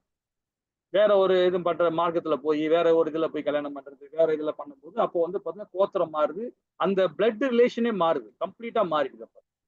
அப்ப நமக்கு அது கண்டிப்பா வீழ்ச்சி அடைகிற சூழ்நிலை வருது இல்லைங்களா? ஏனெனில் அவர்களுக்கு பிண்டம் நீரம் அளிக்கக்கூடிய நிகழ்ச்சியும் நடப்பதில்லை. ஒரு இடத்துல ஒரு பாத்துக்கலாம், ஒரு இன்னொரு மார்க்கத்தை சொல்றேன், நம்ம ஜாதி விட்டுருங்க, ஒரு மார்க்கமே சொல்றேன். நம்மளுடைய சனாதன மார்க்கத்துல நம்ம இருக்கோம், சனாதன தர்மத்துல இருக்கோம். சனாதனம் சொல்றது எல்லா உயிர்வாளியும் ஒண்ணுன்னு நினைக்கும், எல்லா உயிர்வாளியும் சனாதனம் தான் சொல்றது வேதம். நாம தான் மக்கள் தான் வந்து வேற ஒரு மார்க்கம், இது ஒரு மார்க்கம், அது ஒரு மார்க்கம், இது ஒரு மார்க்கம் பிரிச்சுக்கிறாங்க. அப்போ நம்ம மார்க்கத்துல வந்து பெரியோர்களுக்கு எல்லாம் வந்து முன்னோர்களுக்கும் பாட்டனார்களுக்கு எல்லாம் முப்பாட்டனுக்கெல்லாம் நாம வந்து பிண்டை வச்சு நம்ம படிக்கிறோம். அது வந்து வர்ணாச தர்மம் மூலியமாகவும் ஒரு நம்முடைய அதாவது சாஸ்திரம் மூலியமா நம்ம செஞ்சுட்டு வர ஒரு விசேஷமான முக்கியமான முக்திக்கான அது வழி அது. ஸோ அதை நாம வேற ஒரு மார்க்கத்துல பொண்ணை கொடுத்துட்டோம், வேற ஒரு மார்க்கத்துல ஒரு பொண்ணை எடுத்துட்டோம்னும் போது அந்த குல வழக்கங்கள் எல்லாம் மாறிடும், கம்ப்ளீட்டா மாறிடும். அதை மாறும்போது பாத்தீங்கன்னா அப்போ அதுல வந்து அந்த முன்னோர்களுக்கும் முப்பாட்டனருக்கும் நாம திதி கொடுக்காம போகும்போது அப்போ நரக வேதனை நாம அனுபவிப்போம். நரக வேதனை இந்த வாழ்நாளே அனுபவிப்போம். நம்ம முன்னோர்களுக்கும் நம்ம செய்யற பாவம் அது வேதம் சொல்லப்படுது. அதுதான் இங்க அர்ஜுன் வந்து ரொம்ப கவலைப்படுறான். இந்த மாதிரி போயிடுச்சுன்னா என்ன ஆவறது அப்படின்னு அவன் கவலைப்படுறான். இதுக்கெல்லாம் அடுத்த அத்தியாயத்துல அழகா பதில் கொடுப்பார். பாப்போமா 43 44வது ஸ்லோகத்துல என்ன சொல்ல வர்றாரு பாப்போமா. ஹரே கிருஷ்ணா மாதாஜி. 43 40 42 43 பிரகதி வாசிங்க யாராவது. ஹரே கிருஷ்ணா. யாராவது விருப்பப்படுறவங்க வாசிக்கலாம் மாதாஜி. பிரபுஜி ஹரே கிருஷ்ணா. பிரபுஜி வாசிக்கிட்டீங்களா? வாசிங்க. கொஞ்சம் குரல் சரியில்லை, அட்ஜஸ்ட் பண்ணிக்கோங்க பிரபுஜி. த்ரோட் இன்ஃபெக்ஷனா இருக்கு அதனால. தோஷைஹேதை குலக்ஞானாம் வர்ணசங்கரகாரைஹை உத்சாத்யந்தே ஜாதி தர்மா குலதர்மாஸ்ச சாஸ்வதாக உத்சன்ன குலதர்மானாம் மனுஷ்யானாம் ஜனார்த்தன நரகே நியதம் வாசோ பவத்யனுருமா. ஹரே கிருஷ்ணா பிரபுஜி. ஹரே கிருஷ்ணா மாதாஜி. அழகா படிச்சீங்க மாதாஜி. கொண்ட இன்ஃபெக்ஷன் ஆனாலும் பரவாயில்ல, கரெக்டா படிச்சீங்க, நல்லா படிச்சீங்க. சரி, 42 என்ன சொல்றதுன்னா குடும்ப பண்பாட்டை அழித்து தேவையற்ற குழந்தைகளை தோற்றுவிக்கும் தீயவர்களின் செயல்களால் அனைத்து வித ஜாதி தர்மங்களையும் குல தர்மங்களையும் அழிவுகின்றன அப்படின்னு இந்த 42ல சொல்றாரு. இப்ப நாம என்ன சொன்னோம், அதாவது குடும்ப பண்பாட்டை அழித்து அப்படின்னு சொல்ல தேவையற்ற குழந்தைகளை தோற்றுவிக்கும் தீயவர்களின் செயல்களால் அப்படின்னு. இப்ப அர்ஜுனன் ஏன் கவலைப்படுறான் பாத்தீங்கன்னா, அப்போ அவன் மேல அவனுக்கு நம்பிக்கை இல்லை, பகவான் மேல நம்பிக்கை இல்லை. இதுதான் அவன் வந்து அவனோட செயல் மேலேயே அவனுக்கு நம்பிக்கை இல்லாம இருக்கான். இது அப்படிதான் நம்ம அந்த சாரம்சம் நம்மளுக்கு கொண்டு போகுது இல்லைங்களா? அவன் இத்தனைக்கும் வந்து ஒரு சத்திரியன், ஒரு நல்ல வில்லாளி, ஒரு நல்ல ஒரு தர்மசீலன், இந்த மாதிரி எல்லாம் கோட்பாடுல உள்ளவர் அவரு. ஆனா அவர் மேலே நம்பிக்கை இல்லை. ஏன்னா அவர் கூட இருக்கிற ஆளுங்க சரியில்லைன்றத மாதிரி அவரே தீர்மானிக்கிறார். நம்பிக்கை இல்லை அவங்க ஆளுங்க மேலேயே. இப்ப வந்து இவர் ஜெயிச்சிட்டார், இவங்க அண்ணன் ஜெயிச்சிட்டார், இவர் ஜெயிச்சிட்டாருன்னு வச்சுக்கலாம். அப்ப இந்த ராஜ்யம் வந்துட்ட பிறகு இவர் என்ன பண்ணுவாரு, நல்ல ஒரு ஆளா இருந்தா என்ன பண்ணணும், இவர் மேல இவர் நம்பிக்கை, அதே மாதிரி இவர் மக்கள் மேல நம்பிக்கை இருக்கணும், அவருடைய படைங்க மேல நம்பிக்கை இருக்கணும். படைகள் ஆளுகளை தானே போய் அந்த ஊருக்காரங்க போய் அந்த ஊர் பொண்ணை போய் மானவங்கப்பட்டது, அதன் மூலியமா பண்றது, அதை கண்ட்ரோல் பண்றது இவர் தானே பண்ணணும், அது இவர் தானே செய்யணும். அப்ப இவர் வந்து அடுத்தவங்க மேல நம்பிக்கை இல்லாம தான் அவர் இருக்காரு. தன்னை மேல தமக்கு நம்பிக்கை இல்லாம தான் அது மாதிரி ஒரு எண்ணங்கள்லாம் வரும். குடும்ப பாரம்பரியம் இது வந்து நல்ல குணம் தான், ஒரு இரக்க குணம் தான், ஒரு சத்திரனுக்குள்ள குணம் தான் இது. ஆனா அது அதிகமாக போகும்போது என்ன ஆகும்னு பாத்தீங்கன்னா, நம்ம தன்னைத்தானே நம்ம வந்து கை கால் நடுங்கும், வாய் உளரும், தேவையில்லாத பேச்சுகள், தேவையில்லாத எண்ணங்கள்லாம் வரும். அதிகமா கற்பனை தான், இதெல்லாம் வந்து கற்பனை தான். நாம அந்த மாதிரி எண்ணத்துக்கே போகவே கூடாது. நாம பகவான் மேல் நம்பிக்கை வைக்கணும், நம்ம குடும்பத்து மேல் நம்பிக்கை வைக்கணும், நம்ம சமுதாயத்து மேல் நம்பிக்கை வைக்கணும். அப்படி நம்பிக்கை வச்ச பிறகு அவன் தவறா போறாங்கன்னா அது அவனுடைய கர்மா அப்படின்னு சொல்லி நம்ம அதை வந்து ஒதுங்கி நம்ம பாட்டு போயிட்டு இருக்கோம். ஆனா இங்க அர்ஜுனன் என்ன பண்றான், இது தேவையில்லாத விஷயம். ஏன்னா இவர் தான் நாட்டு சக்கரவர்த்தியா வரப்போறாரு, இவங்க அண்ணன் தான் வரப்போறாரு, இவர் தான் ராஜ்யத்தை ஆள போறாரு. அப்ப இந்த மாதிரி சட்டத்திட்டத்துல போடணும்டா, இது மாதிரி எல்லாம் பண்ணக்கூடாதா, தப்புடா அப்படின்னு சொல்லி இவர் தான் சொல்லணும். ஆனா அவர் என்ன பண்றாரு, நம்பிக்கை இல்லாம இருக்கிறார். மக்கள் மேல நம்பிக்கை இல்ல அவருக்கு, அவர் மக்கள் மேல அவருக்கு நம்பிக்கை இல்லாம இருக்கு இல்லைங்களா. அவர் நமக்கு என்ன சொல்ல வரான்றதை நம்ம புரிஞ்சுக்கணும். இது ஒரு பாயிண்ட். ரெண்டாவது பாயிண்ட் என்னன்னு பண்ணா, இந்த மாதிரி பிரச்சனைகள் மக்கள் ஏற்படக்கூடாதுன்றத கீதை மூலியமாக பகவான் நமக்கு உபதேசம் பண்றாரு. அது ரெண்டாவது பாயிண்ட் இல்லைங்களா. எப்படி அழகா பகவான் கொண்டு வராரு பாருங்க, நம்மளை கட்டமைக்கிறார். அதே மாதிரி எப்படி நம்ம கலாச்சாரத்தை எப்படி கொண்டு வரணும், எப்படி கொண்டு போகணுன்றதும் நமக்கு கீதை மூலியமா உபதேசம் பண்றாரு. குடும்ப பண்பாட்டை அழித்து தேவையற்ற குழந்தைகளை தோற்றுவிக்கும் தீயவர்களின் செயல்களால் அனைத்து வித ஜாதி தர்மங்களையும் குல தர்மங்களையும் அழிக்கின்றனர். அதே மாதிரி நம்ம வேதங்கள்ல வந்து பாத்தீங்கன்னா தவறா எடுத்துக்காதீங்க, இது பண்ணாதீங்க. ஏன்னா வேதங்களை சொல்லப்பட நான் சொல்லணும், அந்த இடத்துல நான் இருக்கிறேன். சில பேர் மறைப்பாங்க, சில பேர் நாம ஓப்பன் தான், நம்ம என்ன இருந்தாலும் பிரச்சனை இல்லை. நமக்கு வந்து வேதம் என்ன சொல்றதுன்னா, இப்போ ஒரு வீட்டுல வந்து ஒரு கணவர் இறந்துட்டாருன்னு வச்சுக்கல, அந்த கல்யாணம் அதோட அந்த அந்த அந்த அம்மாவுக்கு வந்து பாத்தீங்கன்னா வேறொரு கல்யாணம் பண்ணக்கூடாது. ஆக்சுவலா வந்து வேதம் சொல்லப்படுது, திருமணம் நடக்கக்கூடாதுன்னு தான் வேதம் சொல்லுது. ஆனா வந்து இதே வந்து புராணங்கள்ல ஒரு சில இடத்துல வந்து அதை வந்து போட்டிருக்காங்க, திருமணம் பண்ணலாம் அப்படின்னு. அதே மாதிரி ஒண்ணு ஆச்சுங்களா. ரெண்டாவது விவாகரத்து பண்ணவே கூடாது. நம்ம இதுல வந்து பார்த்தீங்கன்னா சனாதன தர்மத்துல விவாகரத்து பண்ணவே கூடாது. அது வந்து ரொம்ப பாவகரமான செயல், ஒரு குடும்பத்தை அழிக்கிற செயல் அது. நம்ம வந்து ஒரு கணவனையோ மனைவியோ ஒரு ஒரு ஒரு உறவுன்னு வந்த பிறகு அக்னி சாட்சி மூலியமாக காலம் முடிகிற வரைக்கும், என்னுடைய வாழ்நாள் முடிகிற வரைக்கும் என் மனைவியும் என் கணவரையும் நான் விட்டு பிரிய மாட்டேன்றதை நாம அக்னி பகவான் மேல சாட்சி பண்ணி வேதங்கள் மூலியமாக 30 கோடி முடிய தேவர்கள் மூலியமாக சாட்சி பண்ணி தான் நம்ம திருமணமே நடக்குது. அப்படிப்பட்ட திருமணத்துல நாம அந்த மாதிரி விலகி போறது அது நரக வேதனை, அது வாழ்நாளே அனுபவிப்போம் அப்படின்னு சொல்லிட்டு இது எது சொல்லுதுன்னா உபநேஷத்துல சொல்லப்பட்டிருக்காங்க. 105வது உபநேஷங்களை சொல்லப்பட்டிருக்காங்க. சோ அது எதுக்கு சொல்ல வரேன்னா, அப்படி இப்போ ஆல்ரெடி முதல்ல ஒரு கல்யாணம் பண்ணியிருப்பாரு அவரு, அது மூலியமா ஒரு குழந்தை இருந்திருக்கும். இப்போ இன்னொரு கல்யாணம் அவர் பண்ணிக்கிட்டாருன்னா இன்னொரு இதுல ஒரு கோத்திரத்துல போகும்போது இன்னொரு குழந்தை பிறக்கும் இல்லைங்களா. அப்போ ஒரு தாய்க்கு வந்து 2 குழந்தை பிறந்துடும், 2 விதமான குழந்தை பிறக்குது. சோ இதெல்லாம் வந்துதான், இதுதான் கீதையில ரொம்ப அழகா சொல்லப்பட்டிருக்காரு. இது வந்து இந்த மாதிரி செயல்லாம் செய்யக்கூடாதுன்னு தான் இந்த விவாகரத்துன்றது வந்து பெரிய பாவம் சொல்லப்படுது. விவாகரத்து பண்ணக்கூடாது அப்படின்ட்டு. சரி, அது வந்து நம்ம அடுத்த ஸ்டேஜுக்கு போகலாம். இது வந்து அதெல்லாம் உபநேஷங்கள் படிக்கும் போது அது வரலாம். நீங்க 3rd லெவல்ல வரும்போது பாத்தீங்கன்னா அதை பத்தி படிக்கலாம். ஏன்னா அதுக்குன்னு வந்து ஒரு அதாவது புக்ல இருக்கு, ரொம்ப அழகா இருக்கு, அந்த அதுல படிக்கலாம். சரி, இப்ப 43ல என்ன சொல்றது, மக்களை காக்கும் கிருஷ்ணரே, குல தர்மத்தை கொடுப்பவர் எப்பொழுதுமே நரகத்தில் வாழ்வதாக நான் சீட பரம்பரை வாயிலாக கேட்டுள்ளேன்றான் அர்ஜுனன். ஏற்கனவே வந்து வேதம் படிச்சிருக்கிறான் அர்ஜுனன். அப்போ குரு சீட பரம்பரை ஒரு ஆச்சாரிகள் சொன்னதை நான் கேட்டேன். அப்போ குடும்ப பாரம்பரியம் கெடக்கூடாது, அதனால்தான் நான் இந்த மாதிரி ஒரு ஃபீல் பண்றேன் அப்படின்னு சொல்லிட்டு அர்ஜுனன் வந்து பகவான் கிட்ட சொல்றான். இதுக்கு பகவான் என்ன சொல்ல வரார் அப்படின்னு பாத்தீங்கன்னா 2வது அத்தியாயத்துலதான் வந்து வர்ணாச தர்மத்தின் மூலியமாகவும் ஆத்ம தத்துவம் மூலியமாகவும் ரொம்ப அழகா நமக்கு விளக்குறாரு. அடுத்த அத்தியாயம் தான் நமக்கு நிறைய சாராம்சம் பார்க்க போறோம் இல்லைங்களா. ஹரே கிருஷ்ணா. இன்னும் பாருங்க, இதோட விளக்கம் பார்ப்போம். இந்த 3 பதத்தோட சாராம்சம் என்ன அப்படின்றது 3 பதம், அதாவது 41, 42, 43 என்ன சொல்றாருன்னா, ஒரு பொறுப்பற்ற தலைவர்கள் தான் ஒரு பொறுப்பற்ற, அதாவது சமுதாயம் உருவாக முக்கியமாக காரணம் அப்படின்னு சொல்லப்படும் இல்லைங்களா. ஒரு ஒரு ஒரு ராஜ்யத்துல உள்ள ராஜா இந்த மாதிரி விஷயங்கள்லாம் நடக்குதுன்னாவே அதை வந்து கண்ட்ரோல் பண்றதுதான் ஒரு சக்தியோட கடமை அது இல்லைங்களா. ஒரு நாட்டுல உள்ள சட்ட திட்டங்களை ஏற்றணும். இந்த மாதிரி ஒரு சமுதாயத்தில் இந்த பிரச்சனைகள் இருக்கு, இதை வரக்கூடாது எப்படின்னு சொல்றது யாரு, அந்த நாட்டு மன்னர். அதே மாதிரி அந்த நாட்டோட உள்ள முக்கியமான தலைவர்கள், ஒரு கிராம தலைவர்கள், பஞ்சாயத்து தலைவர்கள், இவங்க தான் அதை தீர்மானிக்கணும். ஒரு சத்திரியன் குடும்பத்தில் உள்ளவங்க. ஸோ அவங்க அதை மாதிரி இல்லைன்னா அப்ப என்ன ஆகும் பாருங்க, சமுதாயம் கெட்டுதான் இல்லைங்களா.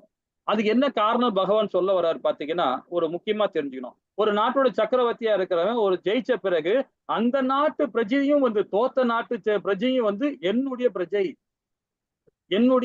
அவங்க என்னுடைய மக்கள் அப்படின்னு நினைச்சாருன்னா அப்போ வந்து அந்த மக்களை துன்புறுத்த மாட்டாங்க, அவங்க போக்கிலே விட்டுருவாங்க. சரி, அந்த குடும்பத்துல ஒரு கணவர் இறந்துட்டார், முக்கியமான தலைவர் இறந்துட்டார், அந்த குடும்பத்தை காப்பாத்துறது என்னுடைய ராஜ்யத்துல நான் தான் அவங்களுக்கு சக்கரவர்த்தியா இருக்கேன், என்னுடைய மக்கள் சொல்லிட்டு தீர்மானிக்கிறோம். அதுதான் ஒரு தலைவன். ஒரு தலைவனோட பண்பு அதுதான் இல்லைங்களா? அந்த மாதிரி நாம உரிமை எடுத்துக்கணும். அப்ப அந்த மாதிரி பொறுப்பு இல்லைன்னா அப்ப அந்த சமுதாயம் கீழடைஞ்சுதான் போகும். அப்போ ஒரு தலைவன் தான் முக்கியமான இடத்துல இருக்காரு. ஒரு தலைவர் தான் அந்த பொறுப்பற்ற சமுதாயத்தை உருவாக்க முக்கிய காரணமே. பொறுப்பா இருக்கணும் சரி, பொறுப்பற்ற செயலுக்கு சரி, அதுக்கு யாரு காரணம்? சத்திரியன் தான். இன்னைக்குள்ள பாத்தீங்கன்னா நிறைய விஷயங்கள் பாருங்க, ஆசிரமங்கள் சரி, மடங்கள் சரி, நிறைய இந்த ஆன்மீக செயல்பாடு உள்ளவங்க எல்லாம் பாத்தீங்கன்னா தன்னுடைய வேலையை பார்க்காம அவங்க என்ன பண்றாங்க, நிறைய ஸ்கூல் வச்சுக்கிறாங்க, காலேஜ் வச்சிருக்காங்க, ஹாஸ்பிட்டல் நடத்துறாங்க, ஏகப்பட்ட விஷயங்கள் நிறைய பண்றாங்க.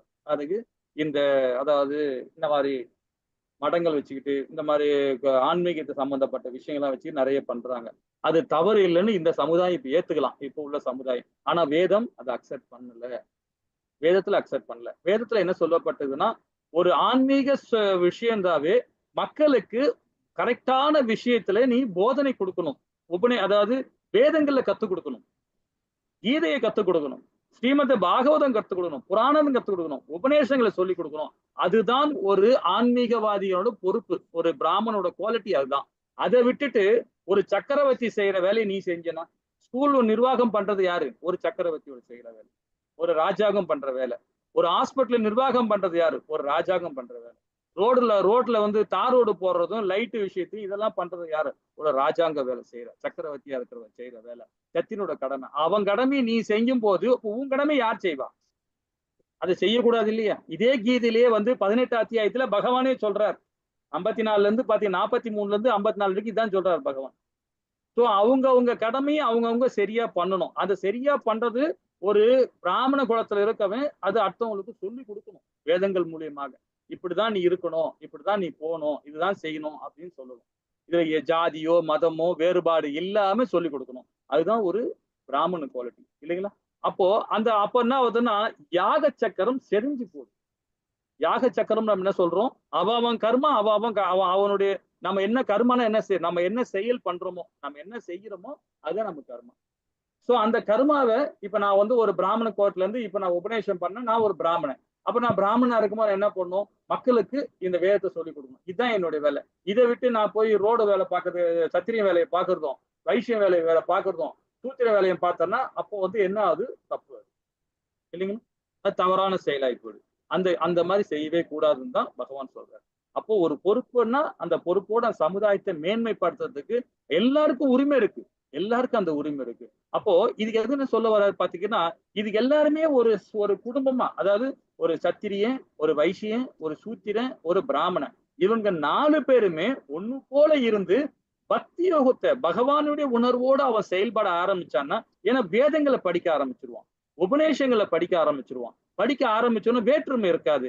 நீ உயர்ந்த ஜாதி, நான் தாழ்ந்த ஜாதி, நீ இந்த ஜாதி, நான் இப்படி அப்படின்னு யாருமே சொல்ல மாட்டான். நான் பிராமணன், நான் சத்திரியன், நான் சூத்திரன், வைஷ்ணவன் எவனை காலை தூக்க மாட்டான். எல்லாம் ஒண்ணு. 4 பேருமே ஒண்ணுன்றத அவன் ஒரு கையில பிடிச்சிக்கிட்டு அவன் கரெக்டா அந்த பணியை செஞ்சானா இதுதான் யாக சக்கரம். இதுதான் பகவானுக்கு செய்யற கடமை, இதுதான் பகவானுக்கு செய்யற தொண்டு. அப்போ பக்தி தொண்டு எளிமையாக நிறைவேற்றுவதன் மூலமே பல்லாயிரக்கணக்கான முன்னோர்களை எல்லாம் துன்பங்களிலிருந்து ஒருவனால் விடுவிக்க முடியும். கண்டிப்பா விடுவிக்க முடியும். பகவானுடைய பக்தி யோகம் மூலியமா தான். பகவானே அவரை நாம வணங்கணும், அவருக்கு பாராயணம் பண்ணணும், அவருக்கு நாம சேவை பண்ணணும். ஒரு பிராமணன் செய்யணும் அவசியம் இல்லை. ஒரு சூத்திரன் பண்ணலாம், ஒரு சத்திரியம் பண்ணலாம், ஒரு வைசியம் பண்ணலாம், ஒரு பிராமணனும் பண்ணலாம். எல்லாருக்கும் சரிபாதி பங்கு இருக்கு. எல்லாருக்கும் பங்கு உண்டு. நீ தான் பண்ணணும், நான் தான் பண்ணணும் இல்ல.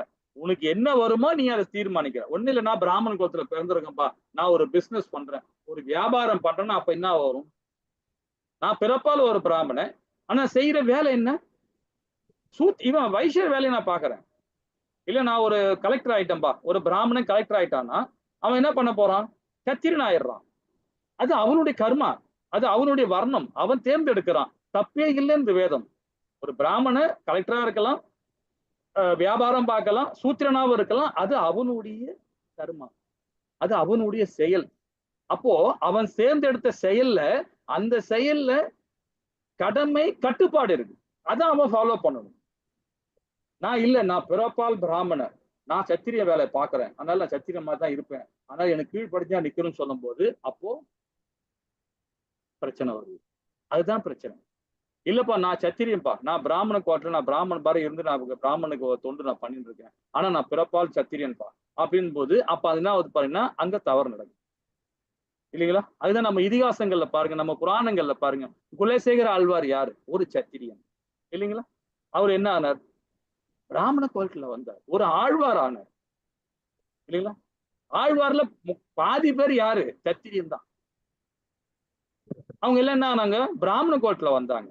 ஒரு சூத்திரன் பிராமணன் ஆகுறான், ஒரு ஆழ்வார் ஆகுறான். எதுக்காக? இதெல்லாம் நம்ம எதுக்கு சொல்லி தராங்க? நம்ம ஜாதி எதுவுமே கிடையாது, மதம் எதுவுமே கிடையாது, எல்லாமே சனாதனம் சொல்லுது. இது எங்க எங்க எல்லாமே கூட வைக்குது பாருங்க, எல்லாத்தையும் எங்க கண்ட்ரோல் பண்ணி வருது? பக்தி யோகம்.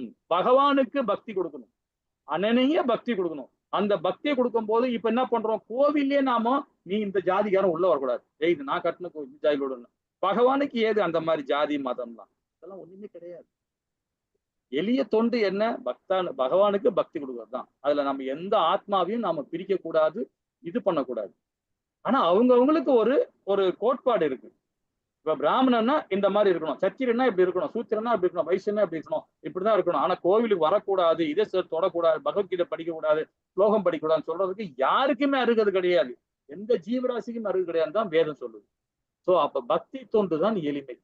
இது மாதிரி பண்ண ஆரம்பிச்சோம்னா அப்ப அந்த நாட்டுல பிரச்சனை வராது, எந்த சமுதாயத்திலும் பிரச்சனை வராது இல்லைங்களா? இதை சொல்லிக் கொடுக்குறது யாரு? குருசீட பரம்பரை வர ஆச்சாரிகள் இல்லைங்களா? ஆச்சாரிகள் தான் நம்ம சொல்லிக் கொடுப்பாங்க. அது 4 விதமான ஆச்சாரிகள் இருக்காங்க. நம்ம இதுல நம்ம படிப்போம், 4வது அத்தியாயத்துல விரிவா படிப்போம். நம்ம நாளைக்கு அது 2வது அத்தியாயத்துல விரிவா அதை பத்தி நம்ம படிக்கலாம். வர்ணாசி தர்மம் வரும்போது இதை படிப்போம். இப்ப நம்ம எதுல படிக்கிறோம்? பிரம்ம கௌடிய சம்பிரதாயத்தை. பகவான் பிரம்மா கிட்ட கொடுக்கிறார், வேதத்தை ஒப்படைக்கிறார். அவர் என்ன பண்றார்? நாரத முனி கொடுக்கிறார், நாரத முனி வியாச பகவான் கொடுக்கிறார், மத்துவாச்சாரி கொடுக்கிறார், அதுக்கப்புறம் ஈஸ்வரபூரி, மாதவபூரி, பகவான் சைத்தியனர், கடைசியா நம்முடைய சீல பிரபுபாதா. இப்ப அவர்கிட்ட போதனை மூலியமாக நம்ம படுவோம். ஏன்னா அந்த குரு சீட பரம்பரை ஆச்சாரிகள் அவங்க குரு என்ன சொன்னாங்களோ அப்படியே சொல்லுவாங்க, அவங்க குரு என்ன சொன்னாங்களோ அப்படிதான் சொல்லுவாங்க சரிங்களா? இது மத்தது எதுவுமே வாங்கி படிக்கவே கூடாது. இப்ப இப்ப ராமானுஜ ஆச்சாரியா இருக்காரு, அந்த ஆச்சாரி மூலியமா வர சீட பரம்பரை வர ஆச்சாரிகள் மூலியமா தான் நாம அந்த புக்கை படிக்கணும், அவங்களுடைய வேதத்தை படிக்கணும். அதே மாதிரி பிரம்ம கௌடியா, அதே மாதிரி உத்தர சம்பிரதாயம், பட்ட சனத் சம்பிரதாயம், இந்த மாதிரி சம்பிரதாயம் 4 சம்பிரதாயம் மூலியமா படிக்கிற வேதம் தான் வசந்தது. அதுதான் குரு சீட பரம்பரை அப்படின்னு சொல்லப்படும். அந்த ஞானம் தான் வசந்தது இல்லைங்களா? நரகத்தில் வாழ்பவர் அதை நம்ம ஃபாலோ பண்ணாம வேற யாரோ எழுதுற புக்கெல்லாம், கண்ட புக்கெல்லாம் வாங்கி படிக்கும் போது பாத்தீங்கன்னா நிறைய மாறி இருக்கும் விஷயங்கள். இதுக்கு ஒரு உதாரணம் கூட சொல்லலாம். பாத்தீங்கன்னா இன்னைக்கு தமிழ்நாட்டுல ஒரு ஆட்சியில் இருக்காங்க இல்லையா, அதுல ஒரு முக்கியமான ஆள், அவரு பிராமணன் தான். அவர் ஒரு பெரிய நிறைய காலேஜ், நிறைய சொற்பொழிலாம் ஆட்டிருக்காரு, நிறைய பேசிட்டு இருக்காரு, நிறைய புக்கு எழுதியிருக்காரு, ஆன்மீக புக். அவனா பேச வார்த்தைகள் எல்லாமே அவர். ஆனா பிராமணன் தான் அவர். நிறைய சொத்து வச்சிருக்காரு, நிறைய இது பண்ணாரு. ஏன்னா பிராமணனுக்கு சொத்தே இருக்கக்கூடாது. ஒரு பிராமணனுக்கு பாத்தீங்கன்னா பகவான் மக்கள் கிட்ட யாசனம் வாங்கி தான் அவரு பகவானுக்கு தொண்டு பண்ணணும், பகவானுக்கு பிரசாதம் ரெடி பண்ணி கொடுக்கணும், அதை தான் அவர் உண்ணணும்.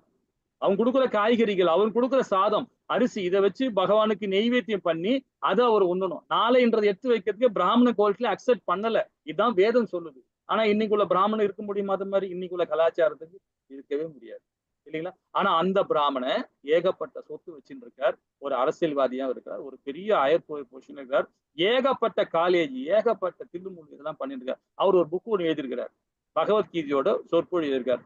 அதை படிச்சுக்கின்னு வச்சுங்களேன், பகவானே வானடாப்பா சாமி ஓடிடுவீங்க, அந்த அளவுக்கு இருக்கு அந்த புக்ல. ரொம்ப மோசம், ரொம்ப அந்த புக்கை இதே பார்த்தசாரதி கோவில நம்ம சென்னையில உள்ள பார்த்தசாரதி கோவில்ல 1 லட்சம் புக்கு பிரிண்ட் போட்டு கொடுத்தாங்க, ஃப்ரீயா கொடுத்தாங்க எல்லாருக்கும். அதை வாங்கிட்டு போறாங்க நம்ம மக்கள்.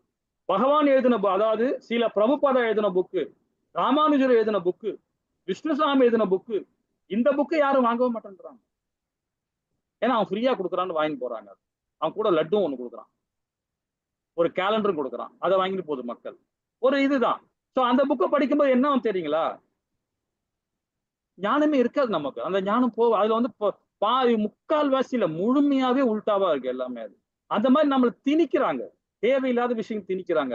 அப்ப அந்த சீட பரம்பரை ஆச்சாரியமா ராமானுஜர், அவருடைய சீட பரம்பரை ஆச்சாரிகள் எவ்வளவு அற்புதமா எழுதிருக்காங்க தெரியுங்களா? அது யாரும் நம்ம படிக்க மாட்டோம்.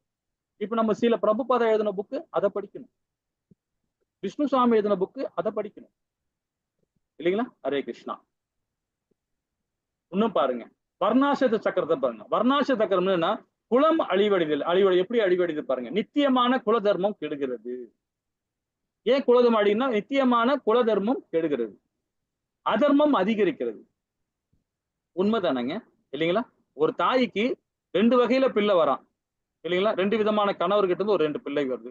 அப்ப என்ன ஆகும் பாருங்க, அந்த குடும்பத்துல பிரச்சனைகள் வரதாயும். நான் எங்க அப்பா வேற, உங்க அப்பா வேற, இப்படி ஒரு பிரச்சனை வரும். ஒரு எக்ஸாம்பிள் தான் சொல்றேன். இது மாதிரி பிரச்சனை வரும் இல்லையா? வரும் இல்லையா? சரி. அது மாதிரி அதர்மம் அதிகமாகும். தேவையற்ற சந்நிதி உண்டாகிறது. தேவையில்லாத ஒரு சங்கதி உண்டாகுது. அப்ப தீய சொற்களால், தீய செயல்களால் சமுதாயம் மற்றும் குடும்ப நற்பணிகள் நடைபெறுவதில்லை. அப்ப நம்ம சமுதாயத்துல இந்தந்த விஷயங்கள்ல இந்தந்த நாள்ல இது நம்ம பண்ணணும் அப்படின்ட்டு ஒரு சமுதாயத்துல ஒண்ணு இருக்கு இல்லைங்களா? அதை நாம சிதைக்கிறோம் இல்லைங்களா? சரி, இப்ப நம்ம இது வரைக்கும் ரொம்ப அழகா படிச்சோம். இனி வரப்போது பாருங்க, இருமனத்தை பத்தி படிக்க போறோம். ஹரே கிருஷ்ணா. 44, 45 மக்கள் அதை படிக்கிறீங்களா? படிக்கிறேன் பிரபுஜி. படிங்க. அகோபத மகத்பாபம் கர்த்தும் வியவசிதா வயம் யத் ராஜசூகலோபேன ஹந்தும் ஸ்வஜனம் உத்யதாக யதி மாம் அப்ரதீகாரம் அஸ்ரத்தம் சஸ்திரபாணயக தார்த்ராஷ்டிராணே அன்யுஸ்தன் மே க்ஷேக்மர்தரம் பவேத். ஹரே கிருஷ்ணா பிரபுஜி. ஹரே கிருஷ்ணா மட்டும். இந்த இடத்துல என்ன சொல்ற அப்புறம், அதாவது அர்ஜுனன் திருப்பும் கவலைப்படுறான். ஐயோ, மாபெரும் பாவங்களை செய்ய நாம் துணிந்துள்ளோமே, ராஜ்ய சுகத்தை அனுபவிக்கும் ஆசையால் உந்தப்பட்ட சொந்த உறவினர்களையும் கொல்ல முடிந்து விட்டோமே அப்படின்னு இப்ப குடும்ப பாரம்பரியத்துல இருந்து ஸ்லிப் ஆகி இப்ப இங்க வந்துட்டார். இவங்க எல்லாம் நாம கொல்றோமே, ராஜ சுகமா, அந்த சுகத்துக்காக நாம இவங்களெல்லாம் கொல்றோமே, பாவங்களை செய்யறோமே, துணிந்துள்ளோமே அப்படின்னு சொல்ல வர்றாரு இல்லைங்களா? இப்ப சொந்த உறவினரும் சரி, நண்பர்களையும் சரி, இவங்களெல்லாம் கொல்ல வரோமேனு. ஏன்னா எழுத்தாப்புல ஒரு யாராவது தெரிஞ்சுக்கிறீங்க இல்லையா? நம்ம யாரா இருக்கா? பீஷ்மர் இருக்கா, துரோணாச்சாரியா இருக்கார், கிருபாச்சாரியா இருக்கார், மாமா சல்லியன் இருக்கான், சகுனி மாமா இருக்கிறான், அண்ணன் இருக்கான், துரியோதன் இருக்கான், தம்பிகள் இருக்காங்க, சொந்த பந்தங்கள்லாம் இருக்கு. நம்ம சைட்லயும் சொந்த பந்தங்கள் இருக்கு. இந்த சைடும் இழப்பு இருக்கும், அந்த சைடும் இழப்பு இருக்கும். இழப்பு இருக்கும் போது அப்ப எப்படி இவங்களெல்லாம் கொல்ல புரிஞ்சு விட்டோமே, பாவம் இல்லையா அப்படின்னு நினைக்கிறான் அர்ஜுனன். இது நல்ல ஒரு இரக்கமான குணம் தான். ஆயுதமின்றி எதிர்த்து போரிடாமலும் இருக்கின்ற என்னை ஆயுதம் தாங்கிய திருதராஷ்டிரன் மகன்கள் போரில் கொன்றால் அக்னி எனக்கு அதிக நன்மையே கொடுக்கின்றான். எப்படி இது பாருங்க, நான் போர் பண்ண மாட்டேன், என்ன அவங்க கொன்னாலும் பரவாயில்ல, அது எனக்கு நன்மைதான், நான் அவங்கள கொல்ல மாட்டேன், கொன்னாது பாவ செயல் இல்லையா அப்படின்னு சொல்லிட்டு ரொம்ப இறக்கப்படுறான். எப்படிப்பட்ட இரக்கம் பாருங்க இல்லைங்களா? இது ஒரு சத்திரியன் சொல்ல வேண்டிய வார்த்தையே கிடையாது. இது ஒரு சத்திரியன் என்ன பண்ணணும், அவனுக்கு அதெல்லாம் கிடையாது. நாட்டு மக்கள் நல்லா இருக்கணும், அதுதான் சத்திரியம் பண்ணுவான். ஆனா இதுல இருந்து ஸ்லிப் ஆயிட்டான். இது என்ன காரணம்? அதிகமான பற்று. இந்த ஸ்லோகத்தோட 2 ஸ்லோகத்தோட சாராம்சம் பாருங்க.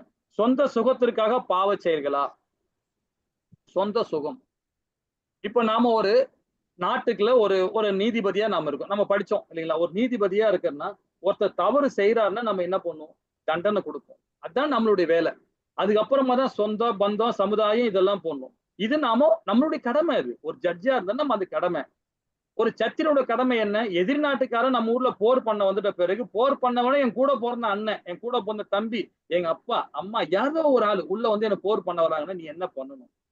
அதை விட்டுட்டு என் அப்பா தானே, என் அண்ணன் தானே, பரவாயில்ல, நீ வந்து போர் பண்றான், அட்ரா அச்சேத்தும் கூட நான் போர் பண்ண மாட்டேன்னு நின்னா அது எப்படி இருக்கும் பாருங்க. உன்னுடைய தர்மத்தை நீ விட்டுட்ட, உன்னுடைய கடமையை நீ விட்டுட்ட. இப்ப அந்த நிலையில தான் அர்ஜுனன் இருக்கான். தன்னுடைய சொந்த கடமையை விட்டுட்டான். எல்லாருக்கும் ஒரு கடமை இருக்கு இல்லைங்களா? எல்லாருக்கும் உன்னுடைய வர்ணம் என்ன? சத்திரிய வர்ணம். சத்திரிய வர்ணத்துல இருக்கிறவன் நீ உன்னுடைய கடமையை செய்யணும் இல்லையா? இது பாவ செயல்னு சொல்றான். அப்ப இது எல்லாமே எப்படி அந்த எண்ணம் எப்படி போகும்? பௌதிக செயல் தான் போகும். அப்ப சாதுவின் குணங்கள் நிரம்பிய பகவானின் பக்தன் எப்பொழுதுமே நீதி கோட்பாடுகளில் கருத்து கொள்கிறான். பகவானுடைய பக்தி உள்ளவன் கண்டிப்பா என்ன பண்ணுவான்னா, அவனுக்குள்ள வர்ணத்துக்கு தகுந்த மாதிரி அவன் என்ன செயல் செய்யறானோ அதுதான் வர்ணம். அந்த வர்ணத்துக்கு தகுந்த மாதிரி கடமை, அதுக்குள்ள கட்டுப்பாடு அவன் செயல்படுத்துறான் இல்லையா? இத்தகைய செயல்களை தவிர்க்க முனைப்புடன் உள்ளான். யாரு? பகவானுடைய அனநிய பக்தன். அர்ஜுனனும் பக்தன் தான். ஆனாலும் இந்த இடத்துல பற்று ஆகும்போதுதான், அதிகமாக பற்று ஆகும்போதுதான் அது அவனை மறைக்கும். அவனை கண்ணை மறைக்குது, அவனுடைய உண்மையான ஞானத்தை மறைக்குது சரிங்களா? அது அவனை குறை சொல்ல முடியாது. காரணம் என்னன்னா, இந்த பிரகிருதி, இந்த இயற்கை அவனை அந்த மாதிரி நம்மளுக்கு அவனுக்கே அந்த மாதிரினா நமக்கு எப்படி இருக்கும் பாருங்க, இல்லைங்களா? ஹரே கிருஷ்ணா. அப்போ இது ஒரு தர்ம சங்கடமான நிலைமை தான். இது எல்லாருக்கும் வாழ்க்கையில வரும்.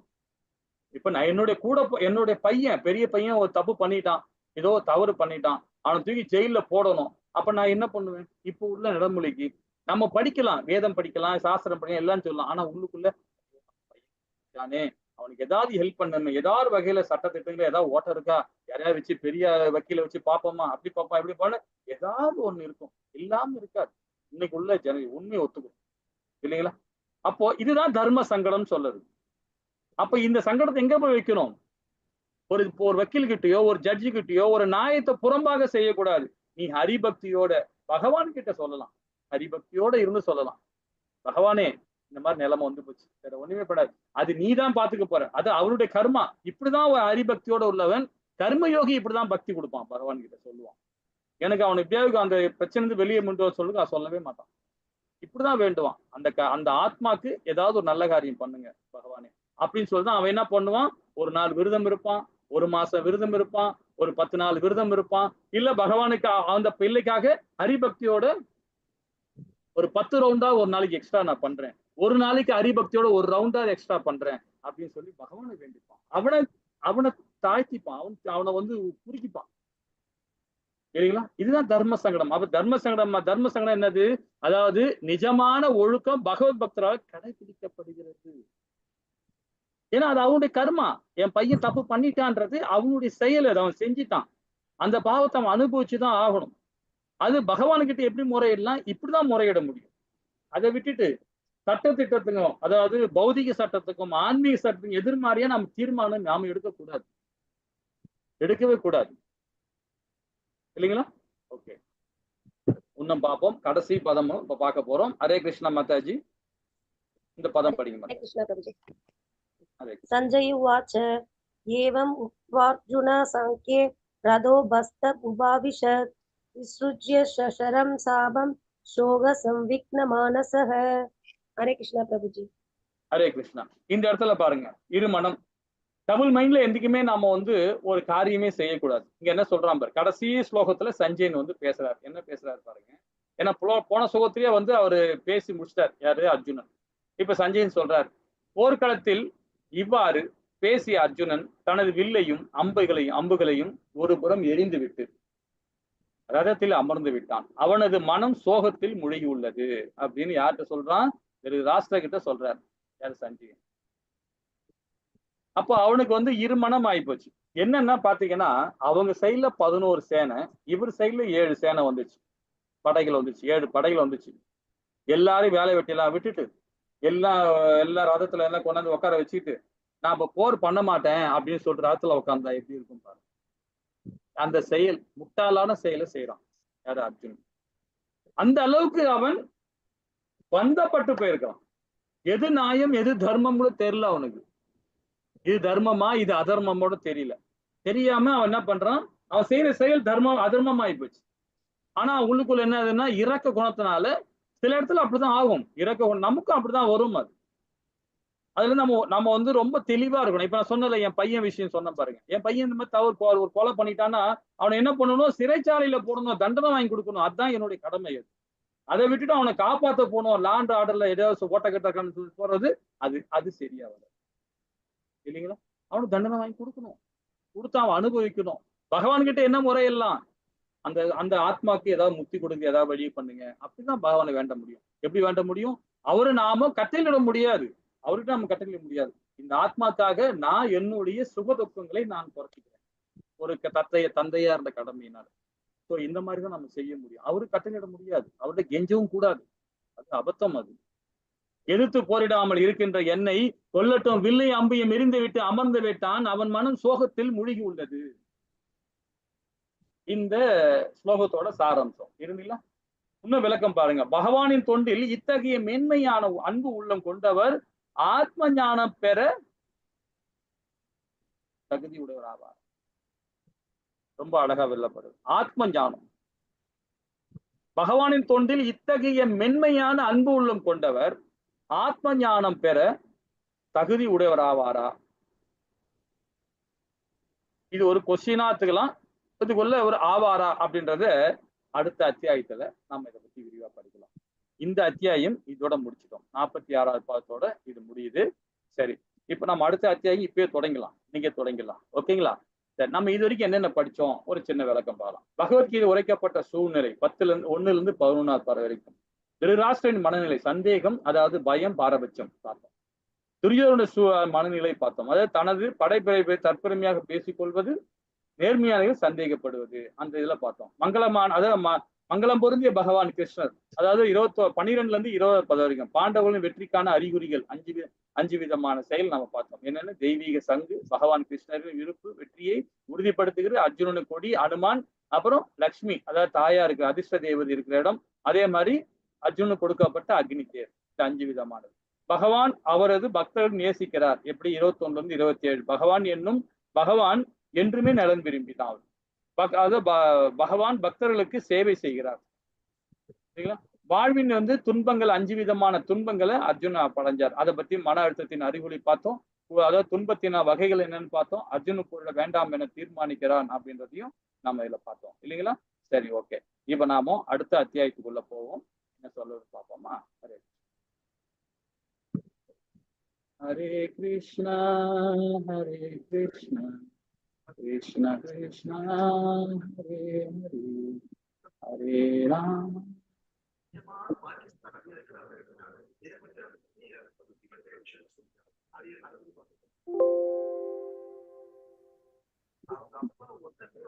சரி, இப்ப 2வது அத்தியாயம், அதாவது பகவத்கீதையோட சுருக்கம், அதாவது கீதையோட சாராம்சம்.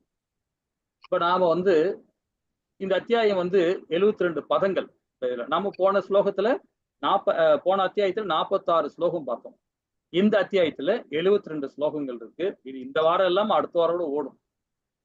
நிறைய சாராம்சம் இந்த இதுல இருக்கு. அதாவது கீதையோட சாராம்சமே 2வது அத்தியாயம். இதுல ஆத்ம தத்துவத்தை கொடுக்குறாரு பகவான். ரொம்ப அற்புதமா இருக்கு. ரொம்ப அற்புதமா இருக்கு. சாங்கிய தத்துவத்தை கொடுக்குறாரு. அருணாச தர்மத்தோட இந்த அத்தியாயத்தை வாழ்க்கையில மிஸ் பண்ணவே கூடாது.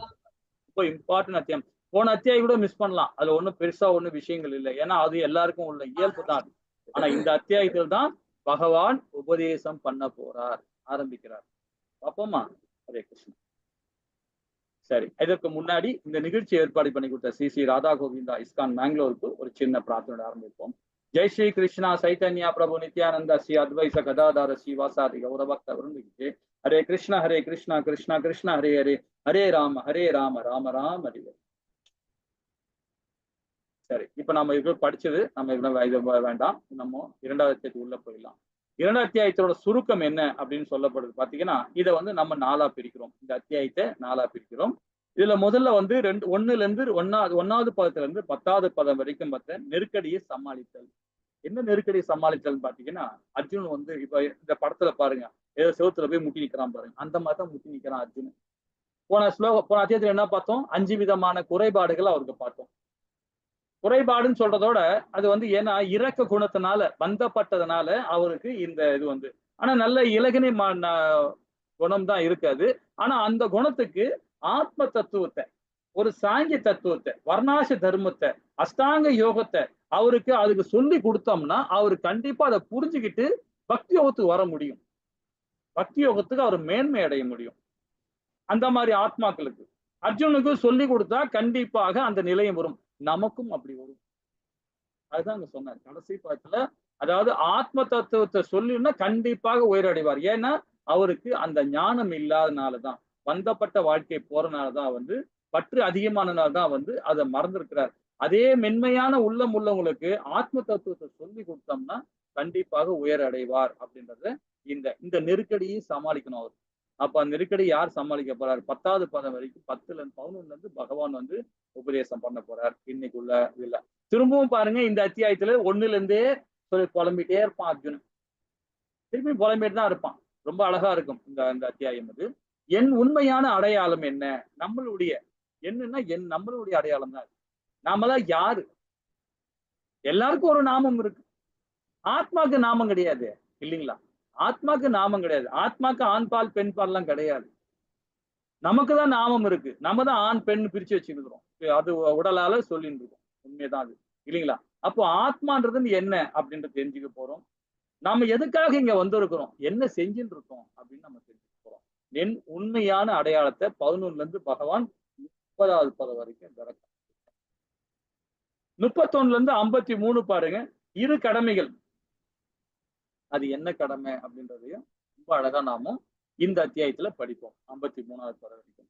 54ல இருந்து 72 நீடித்த சந்தோஷம் ரொம்ப அழகா கொடுக்க போறார். அதுல பாத்தீங்கன்னா சாங்கி தத்துவத்துல 31, 53லயும் சரி, 54ல இருந்து 72 வரைக்கும் ரொம்ப அழகா படிக்கிறோம். ஓகேங்களா? ஹரே கிருஷ்ணா. சரி, இப்போ போன அத்தியாயத்துல அர்ஜுனன் வந்து ஃபர்ஸ்ட் அத்தியாயத்துல 5 விதமான இரக்க குணம் இருந்தது. ஃபர்ஸ்ட் என்னது?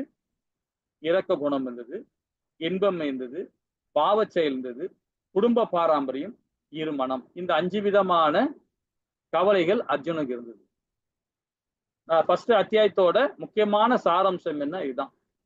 28ல இருந்து 46வது பதம் வரைக்கும் நம்ம இதை பார்த்தோம் இல்லைங்களா? ஹரே கிருஷ்ணா. முதல் பதத்திலேயே இந்த அத்தியாயத்துல சஞ்சயன் தான் சொல்றார். ஏன்னா கடைசி பதம் நேற்று நம்ம முதல் அத்தியாயத்துல பார்த்ததுல முதல் அத்தியாயத்துல கடைசி பதத்துல சஞ்சயன் தான் பேசினார். அதே தான் இங்கேயும் கண்டினியூ பண்றார். 2வது ஸ்லோகத்துல, இந்த 2வது அத்தியாயத்துல முதல் ஸ்லோகத்துல சஞ்சயன் பேசுறார். என்ன பேசுறார் பாப்போம்மா? ஹரே கிருஷ்ணா மாதாஜி. हरे कृष्ण प्रभुजी। ஹரே கிருஷ்ணா.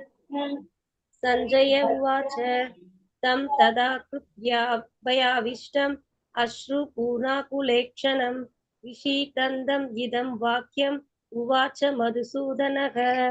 हरे कृष्ण प्रभुजी। ஹரே கிருஷ்ணா மாதாஜி. ஹரே கிருஷ்ணா. அழகா படிச்சீங்க. இத ஃபர்ஸ்ட் இடத்துல வந்து பாத்தீங்கன்னா சஞ்சயன் தான் சொல்றாரு. என்ன சொல்றாரு பாருங்க. சஞ்சயன் கூறினான், அர்ஜுனன் இரக்கத்தினால் முழுகி மனம் பலவீனம் அடைந்து கண்களில் கண்ணீர் மல்கிய நிலையில் இருப்பதை கண்டு மதுசூதனரான கிருஷ்ணர் பின்வருமாறு கூறினார். இப்பவும் பாருங்க, பகவான் டைரக்டாவே பேசல. இப்பவும் டைரக்டாவே பேசல. சஞ்சயன் மூலியமா தான் இங்க பேசப்படுறாரு. சஞ்சயன் மூலியமா தான் நம்ம தெரியப்படுத்துறாரு. சரிங்களா? இப்ப நமக்கு இங்க சஞ்சயன் சொன்னது என்ன சொன்னார் பாருங்க. அர்ஜுன இரக்கத்தினால மூழ்கி மனம் பலவீனம் அடைந்தது. யார் சொல்றான்? சஞ்சயன் சொல்றான். அது கண்களில் கண்ணீர் மல்கி நிலையில் இருப்பதை கண்டு அவன் காண்டிபத்திக்கு போட்டான். தேர்ல போட்டு உக்காந்துட்டான். கீழே தேர்ல உக்காந்துட்டான். அப்போ பகவான் ஏதோ சொல்ல வரார். ஆனா இதே அத்தியாயத்துல 11ல தான் பகவான் பேச வரார். 11ல தான் அவர் ரொம்ப வருவார். 7வதுல சரணாகதி அடைகிறான். இந்த 7வது ஸ்லோகத்துல சரணாகதி அடைகிறான். அதுக்கப்புறமா திரும்பவும் வந்து அர்ஜுனன் கவலைப்படுவான். இதெல்லாம் பார்ப்போம்.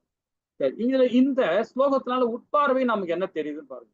இதோட சாராம்சம், அர்ஜுனன் துயரற்ற நிலை மதுசூதனன் கிருஷ்ணர் வருகிறார். இப்ப நமக்கு ஒரு பிரச்சனைனா நாம யார்கிட்ட போய் முறையிடுவோம்? ஒரு பிரச்சனைன்னா நம்ம யார்கிட்ட முறையிடுவோம்? ஒண்ணு பகவான் கிட்ட முறையிடுவோம், இல்லைன்னா நம்மளுடைய தாய் தந்தர்கிட்ட முறையிடுவோம், நம்மளுடைய அதிகாரி கிட்ட முறையிடுவோம். இப்படிதான் மற்றவங்க கிட்ட சொல்லுவோம். அதான் யாரு மேன்மை அடைஞ்ச தன்னுணர்வு அடைஞ்ச ஆத்மாக்கள் தான் நம்ம முறையிடுவோம். ஆனா இந்த இடத்துல அர்ஜுனன் வந்து இந்த துயர நிலை பார்த்து பகவான் கிருஷ்ணர் கொஞ்சம் அதாவது என்ன பண்ணலாம் அப்படின்ட்டு அப்ப நாம பகவான் கிருஷ்ணர் தான் நமக்கு நேரடியா இருக்கிறார். யாருக்கு? அர்ஜுனனுக்கு எதிர்த்தாப்புல இருக்கிற யாரு? பகவான் தான் இருக்கிறார். ஸோ பகவான் கிட்ட தான் பேச முடியும் இல்லைங்களா? இந்த ஸ்லோகத்தோட சாராம்சம் அதுதான் நம்ம சொல்ல வேண்டும். ஏன்னா சஞ்சயன் தான் சொல்றான். சஞ்சயன் வந்து பகவான் ஏதோ சொல்ல வராரு அப்படின்னு தான் சொல்ல வரான் இல்லைங்களா? அப்போ நாம அறியாமையில மூழ்கியுள்ள மனிதன் புலம்பலை போக்க பகவத்கீதை பேசப்பட்டது. இப்போ ஒன்னும் பகவத்கீதை நம்ம ஒன்னும் ஆரம்பிக்கல, கீதையை ஒன்னும் ஆரம்பிக்கல. முதல் அத்தியாயத்துல அர்ஜுனனுடைய மனக்கவலைகள், பௌதிகமான செயல்பாடுல என்ன இருக்கிறான்றதை நாம தெரிஞ்சுக்கிட்டோம். அவ்வளவுதான் இல்லைங்களா? இப்போ அது பகவத்கீதையை நம்ம படிச்சோம்னா, இதே பகவத்கீதையை அவன் படிச்சிருந்தான்னா, அந்த காலகட்டத்துல இருந்து பகவத்கீதை எல்லாமே படிச்சிருந்தாங்கன்னா இந்த பிரச்சனையே வந்திருக்காது, அதர்மமே ஆயிருக்காது இல்லைங்களா? அதர்மம் வர காரணம் என்ன? பகவத்கீதை யாரும் படிக்கல, வேதங்கள்ல படிக்கல. இப்ப ஒண்ணும் இல்லை. இப்ப அர்ஜுனன் வந்து பாத்தீங்கன்னா இந்த அளவுக்கு வர காரணம் என்ன?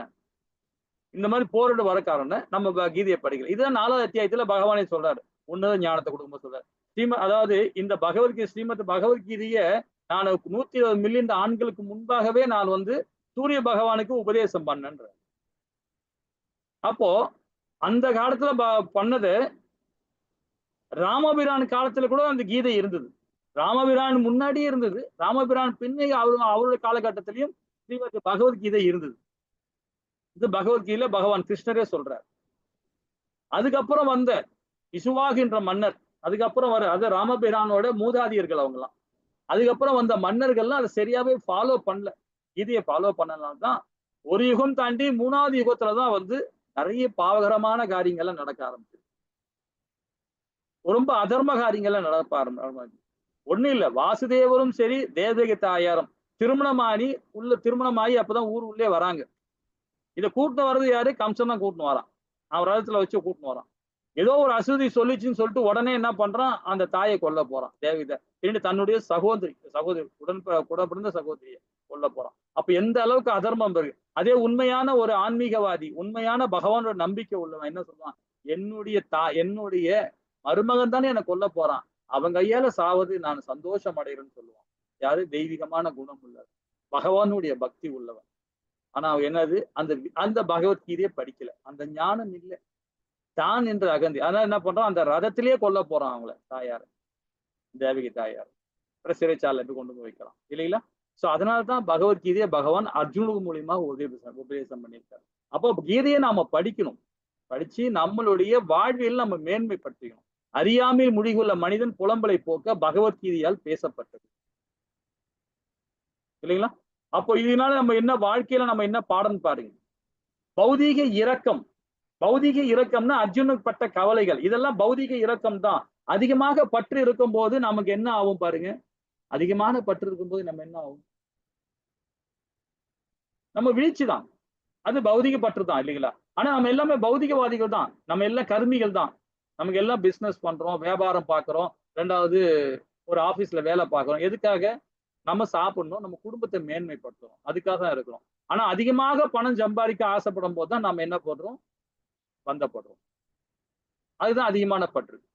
அப்ப லிமிட்டா இருந்தோம்னா நம்ம அப்ப சாஸ்திரத்தை நமக்கு புரிஞ்சு நம்ம செயல்படுவோம். அதிகமாக பற்று போகும்போது என்ன ஆகும், மறந்துடுவோம், அதை மறக்க அடிச்சிரும் அந்த குணம் நம்மள. இதெல்லாம் 3ஆம் லெவல்ல இருக்கும்போது ரொம்ப அழகா படிக்கலாம். சரிவா? இந்த லெவல்லயே அழகா படிக்கலாம். இது இன்னும் நம்ம உள்ள போய் படிக்கணும்னா அது 3rd லெவல்ல தான் ரொம்ப நமக்கு புரிய வரும். இப்ப நான் இவ்வளவு சொல்றதே சில பேருக்கு புரியாது. இதெல்லாம் சொல்லக்கூடாதுன்னு நம்ம ஆச்சாரிகள் சொல்றாங்க, இவ்வளவு டீப்பா சொல்லக்கூடாதுன்னு சொல்லுவாங்க. ஏன்னா இதெல்லாம் 3ஆம் லெவல்ல வரும்போது, ஏன்னா நீங்க இப்பதான் ஃபர்ஸ்ட் பேசிக் லெவல்ல முடிச்சு வந்திருக்கீங்க. 2ஆம் லெவல் இருக்கும்போது இந்த மாதிரி பிலாசபி சொல்லும் போது கொஞ்சம் பேரு புரியாது சரிங்களா? அதுதான் ஒரு ஸ்லைடு, ஒரு ஸ்லோகத்துக்கும் 4 ஸ்லைடு 5 ஸ்லைடு சப்போர்ட்டிங் ஸ்லைடு கொடுத்து உங்களுக்கு சொல்ல புரிய வைக்கும். ஓகேங்களா? சரி, இந்த பௌதீக இரக்கம், கவலை, கண்ணீர் ஆகியவை தன்னை ஆத்மாவை பற்றிய உண்மையை அறியாதவன் அறிகுறிகள் சொல்லப்படுது இல்லைங்களா? உடலாலையும் மனதாலையும் புத்தியாலையும் செயல்படனால்தான் ஆத்மாவை மறந்துட்டான். உள்ள இருக்கிற ஆத்மானா யாருன்னு மறந்துட்டான். அர்ஜுனனும் அதே நிலைதான். இது எல்லாருக்கும் வர இயல்பு தான். பௌதீக இரக்கம்ன்றது இருக்கணும், ஆனா அதிகமாக போகும்போது நம்ம மறந்துடுவோம். அப்ப ஆத்ம செயல்பாடு நம்ம விட்டுருவோம். ஆத்ம செயல்பாடு என்ன? ஆன்மீக செயல்பாடு. அப்ப கவலைகள் வர ஆரம்பிச்சிடும், நமக்குள்ள அந்த பயம் வந்துடும், தேவையில்லாத ஒரு பிரச்சனைகள்லாம் வர ஆரம்பிச்சிடும். நித்தியமான ஆத்மாவிற்கு இரக்கம் கொள்வது தன்னுணர்வாக்கம் சொல்லப்படுது. எப்படி பாருங்க, அப்ப தன்னுணர்வு அடைஞ்ச ஆத்மா இந்த செயலுக்குள்ளே போக மாட்டான், அவனுடைய கடமையை அவன் சரிவர பண்ண ஆரம்பிச்சிருவான். இப்போ என் பையன் ஒரு தப்பு பண்ணிட்டான், நான் சிறைச்சாலை போறதுக்கு நான் துணிஞ்சிட்டேன்னா நான் தன்னுணர்வு அடைஞ்ச ஆத்மா, நான் கர்ம யோகியா இருக்குன்ற அர்த்தம். இல்ல அவனை நான் காப்பாத்த நினைச்சேன்னா அப்ப நான் கர்மி, அப்ப நான் பௌதிக இலக்கம் அதிகமாயிடுச்சு. இது 2 தானே, ஒண்ணு இன்னும் ஒண்ணு இப்படி ஒண்ணு. அப்போ அங்க பாத்தீங்கன்னா துரோணாச்சாரியார் ஒரு பிராமணன், என் பையன் நல்லபடியா இருக்கணும், அவன் என்னுடைய நண்பர் எனக்கு கொடுத்த வாக்க காப்பாத்தல, அதனால நான் அவனுடைய ராஜ்யத்தை பாதி ராஜ்யத்தை எனக்கு குடிச்சுவாடான்னு சொல்லிட்டு அவர் தவறான வழியில போனான். ஒரு உண்மையான நண்பன் என்ன பண்ண முடியும், அவன் கொடுக்கலனால பரவாயில்ல நல்லா இருறா, நான் பார்த்துட்டேன், என் குடும்பத்துல வராம பாருங்க, அவன் தான் உண்மையான ஆன்மீகவாதி, அவன் தான் உண்மையான கர்ம யோகி. அதை விட்டுட்டு இவனை ஒரு பக்தர்ல இவனோட தொண்டர்லாம் உருவாக்கி சீடர்ல உருவாக்கி அவன் போய் சண்டை போட வச்சான் பாருங்க, அவன் தவறான. அப்ப அவன் கொல்லப்பட வேண்டியவன், அவன் யாரா இருந்தாலும் சரி. பீஷ்மரும் அதேதான், பீஷ்மரும் கொல்லப்படக்கூடியவர் தான் அவரும். அதே மாதிரி கர்ணனும் கொல்லக்கூடியவன் தான், அதர்ம காரியம் பண்றாங்க. அப்ப அவனுக்கு நாம துணை போக கூடாது, அந்த மாதிரி ஆத்மாக்களை கொல்லணும். இது யாரு செய்வா? கத்திரோட கடமை அது. அப்ப நீ கொல்லலைன்னா நீ அதர்மவாதி ஆயிடுற. அதான் பகவான் உபதேசம் பண்ண போறார் இந்த அத்தியாயம் முழுதாக, இல்லைங்களா? அப்ப அதிகமான பற்று, அதிகமான இறுக்கம், கவலை, இது எல்லாமே நம்ம எங்க போவோம்? பிரச்சனைகளை கொண்டுதான் விடும். அப்போ நான் பதவி உயர்வு, மதிப்பீடு, நல்ல மதிப்பெண், நல்ல உறவு, பொருளாதாரம், இவளுக்கான புலம்புகிறோம் நாம். உண்மை தானே? இப்படி என் தம்பியோட குழந்தை, ஒரு பெண் குழந்தை, மார்க் கம்மியா எடுத்துட்டா, 415 மார்க் எடுத்துட்டாலாம் +2ல. அழுதுன்னு கிடக்குறான். என்னடி இப்படி அழுதுன்னுக்கிறேன்னா, மார்க் கம்மியாயிடுச்சு பெரியப்பா, 42, அதாவது 412 மார்க் தான் பெரியப்பா எடுத்திருக்கேன். நான் கிட்டத்தட்ட 490, 500 கிட்ட வரும்னு நினைச்சேன் பெரியப்பா, இப்படி ஆகி போச்சுன்னு ரொம்ப பாத்தப்படுறான். அவளை நங்குன்னு தலையில கொட்டி இதெல்லாம் பண்ணாத, உனக்கு என்ன வருமோ அதை மாத்திரம் செய். இந்த மார்க் வந்ததே இதே பெரிய விஷயம்தான், இது பகவான் கொடுத்த அருளால வந்திருக்கு. இதை வச்சு நாம இதோட மேன்மை அடைய முடியுமா? அதை பாரு. நீ ஃபெயில் ஆனா கூட சரி, அது உன்னுடைய கர்மா, அது நீ ஃபெயில் ஆகிடும். இதுல இருந்து எப்படி மீண்டு வரணும்னு நினைக்கணும், அதுதான் வாழ்க்கை. அதை விட்டு நீ இது பண்ணாத அப்படின்னு நம்ம அந்த குழந்தைக்கு நம்மளா தெரிஞ்சதை புத்திமதி பண்றோம். அப்புறம் அவ அழுக நிறுத்திட்டான். ஸோ எதுக்கு சொல்ல வரேன்னா, இதை பகவத்கீதை நமக்கு உணர்த்துது. இதே நான் பகவத்கீதை படிக்கலைன்னா, என்னம்மா நீ இப்படி பண்ணிட்டியாமா, ஏமா இந்த மாதிரி மார்க் எடுத்துட்டியாமான்னு அந்த குழந்தைய இன்னும் நம்ம டிக்கர் பண்ணிவிடும். எந்த காலேஜ்ல போய் சேர்க்கணும்னு தெரியல, இந்த காலேஜ் சேர்க்கணுமா தெரியல, பணம் 1 லட்சம் போகும், 2 லட்சம் போகும்னு இப்படி போய் அந்த குழந்தைகிட்ட போய் நாமளே திட்டிங் நடக்கும், இல்லைங்களா? சோ அந்த மாதிரி செயல்படக்கூடாது. அதுதான் சொல்றாரு பாருங்க, நான் உயர் பதவி அடையணும்னு ஆசைப்படக்கூடாது. நமக்குன்றது வரும். நம்மள மதிப்பீடு, யாரையும் மதிப்பீடு பண்ணக்கூடாது. இவன் நல்ல பணக்காரன், இவன் நல்ல அறிவாளி, இவன் இப்படி அவ இப்படி, யாருமே மதிப்பீடு பண்ணக்கூடாது. பண்ணோம்னா அது பௌதீகம். அது நல் உறவு, பொருளாதாரம், இவர்களை புலம்புகிறோமா? கவலை, நித்தியன்மை, வருத்தம், இவர்களால் பாதிக்கப்பட்டுள்ளவன் ஆமெனில் பகவத்கீதை எனக்காகவே உள்ளது. நமக்காக தான் இந்த பகவத்கீதை உள்ளது. நல்ல மதிப்பெண் எடுக்கணும், நல்ல உறவு கிடைக்கணும், பதவி உயர்வு கிடைக்கணும், நல்ல ஒரு நல்ல ராஜ்யம் கிடைக்கணும், எனக்கு பிரச்சனையா இருக்கு அப்படின்னா இது கண்டிப்பா படிக்கணும். கண்டிப்பா வாழ்க்கையில மேன்மை அடைய முடியும், இல்லைங்களா? ஹரே கிருஷ்ணா. சரி, 2வது பதம் என்ன சொல்றது பாப்போமா? ஹரே கிருஷ்ண மாதாஜி. हरे कृष्ण प्रभुजी। ஹரே கிருஷ்ணா. श्री भगवान् उवाच उदस्त्वा कश्मलम् इदं विषमे समुत्पत्तिस्तम् अनार्यजुष्टम् अक्ष्वर्क्यम् अकीर्तिकरम् अर्जुन। हरे कृष्ण प्रभुजी। ஹரே கிருஷ்ண மாதாஜி. இப்போ பகவான் 2வது பதத்துல பேச ஆரம்பிச்சிட்டார். அதாவது என்ன சொல்றாரு? பகவான் உவாச அப்படின்னா பகவான் பேச ஆரம்பிச்சிட்டார், சொல்ல வர்றார். புருஷோத்தரமான முழுமுறு கடவுள் கூறினார், அன்புள்ள அர்ஜுனா, உன்னிடம் இது போன்ற களங்கங்கள் எங்கிருந்து வந்தன? வாழ்வின் மதிப்பை அறிந்த மனிதனுக்கு இவை தகுதியற்றவை. இவை மேலுலகளுக்கு கொண்டு செல்வதில்லை, அவமானத்தையே கொடுக்கின்றது. ரொம்ப அற்புதமா கொடுக்கிறார் பாருங்க. இந்த 1 ஸ்லோகமே போதுங்க நமக்கு.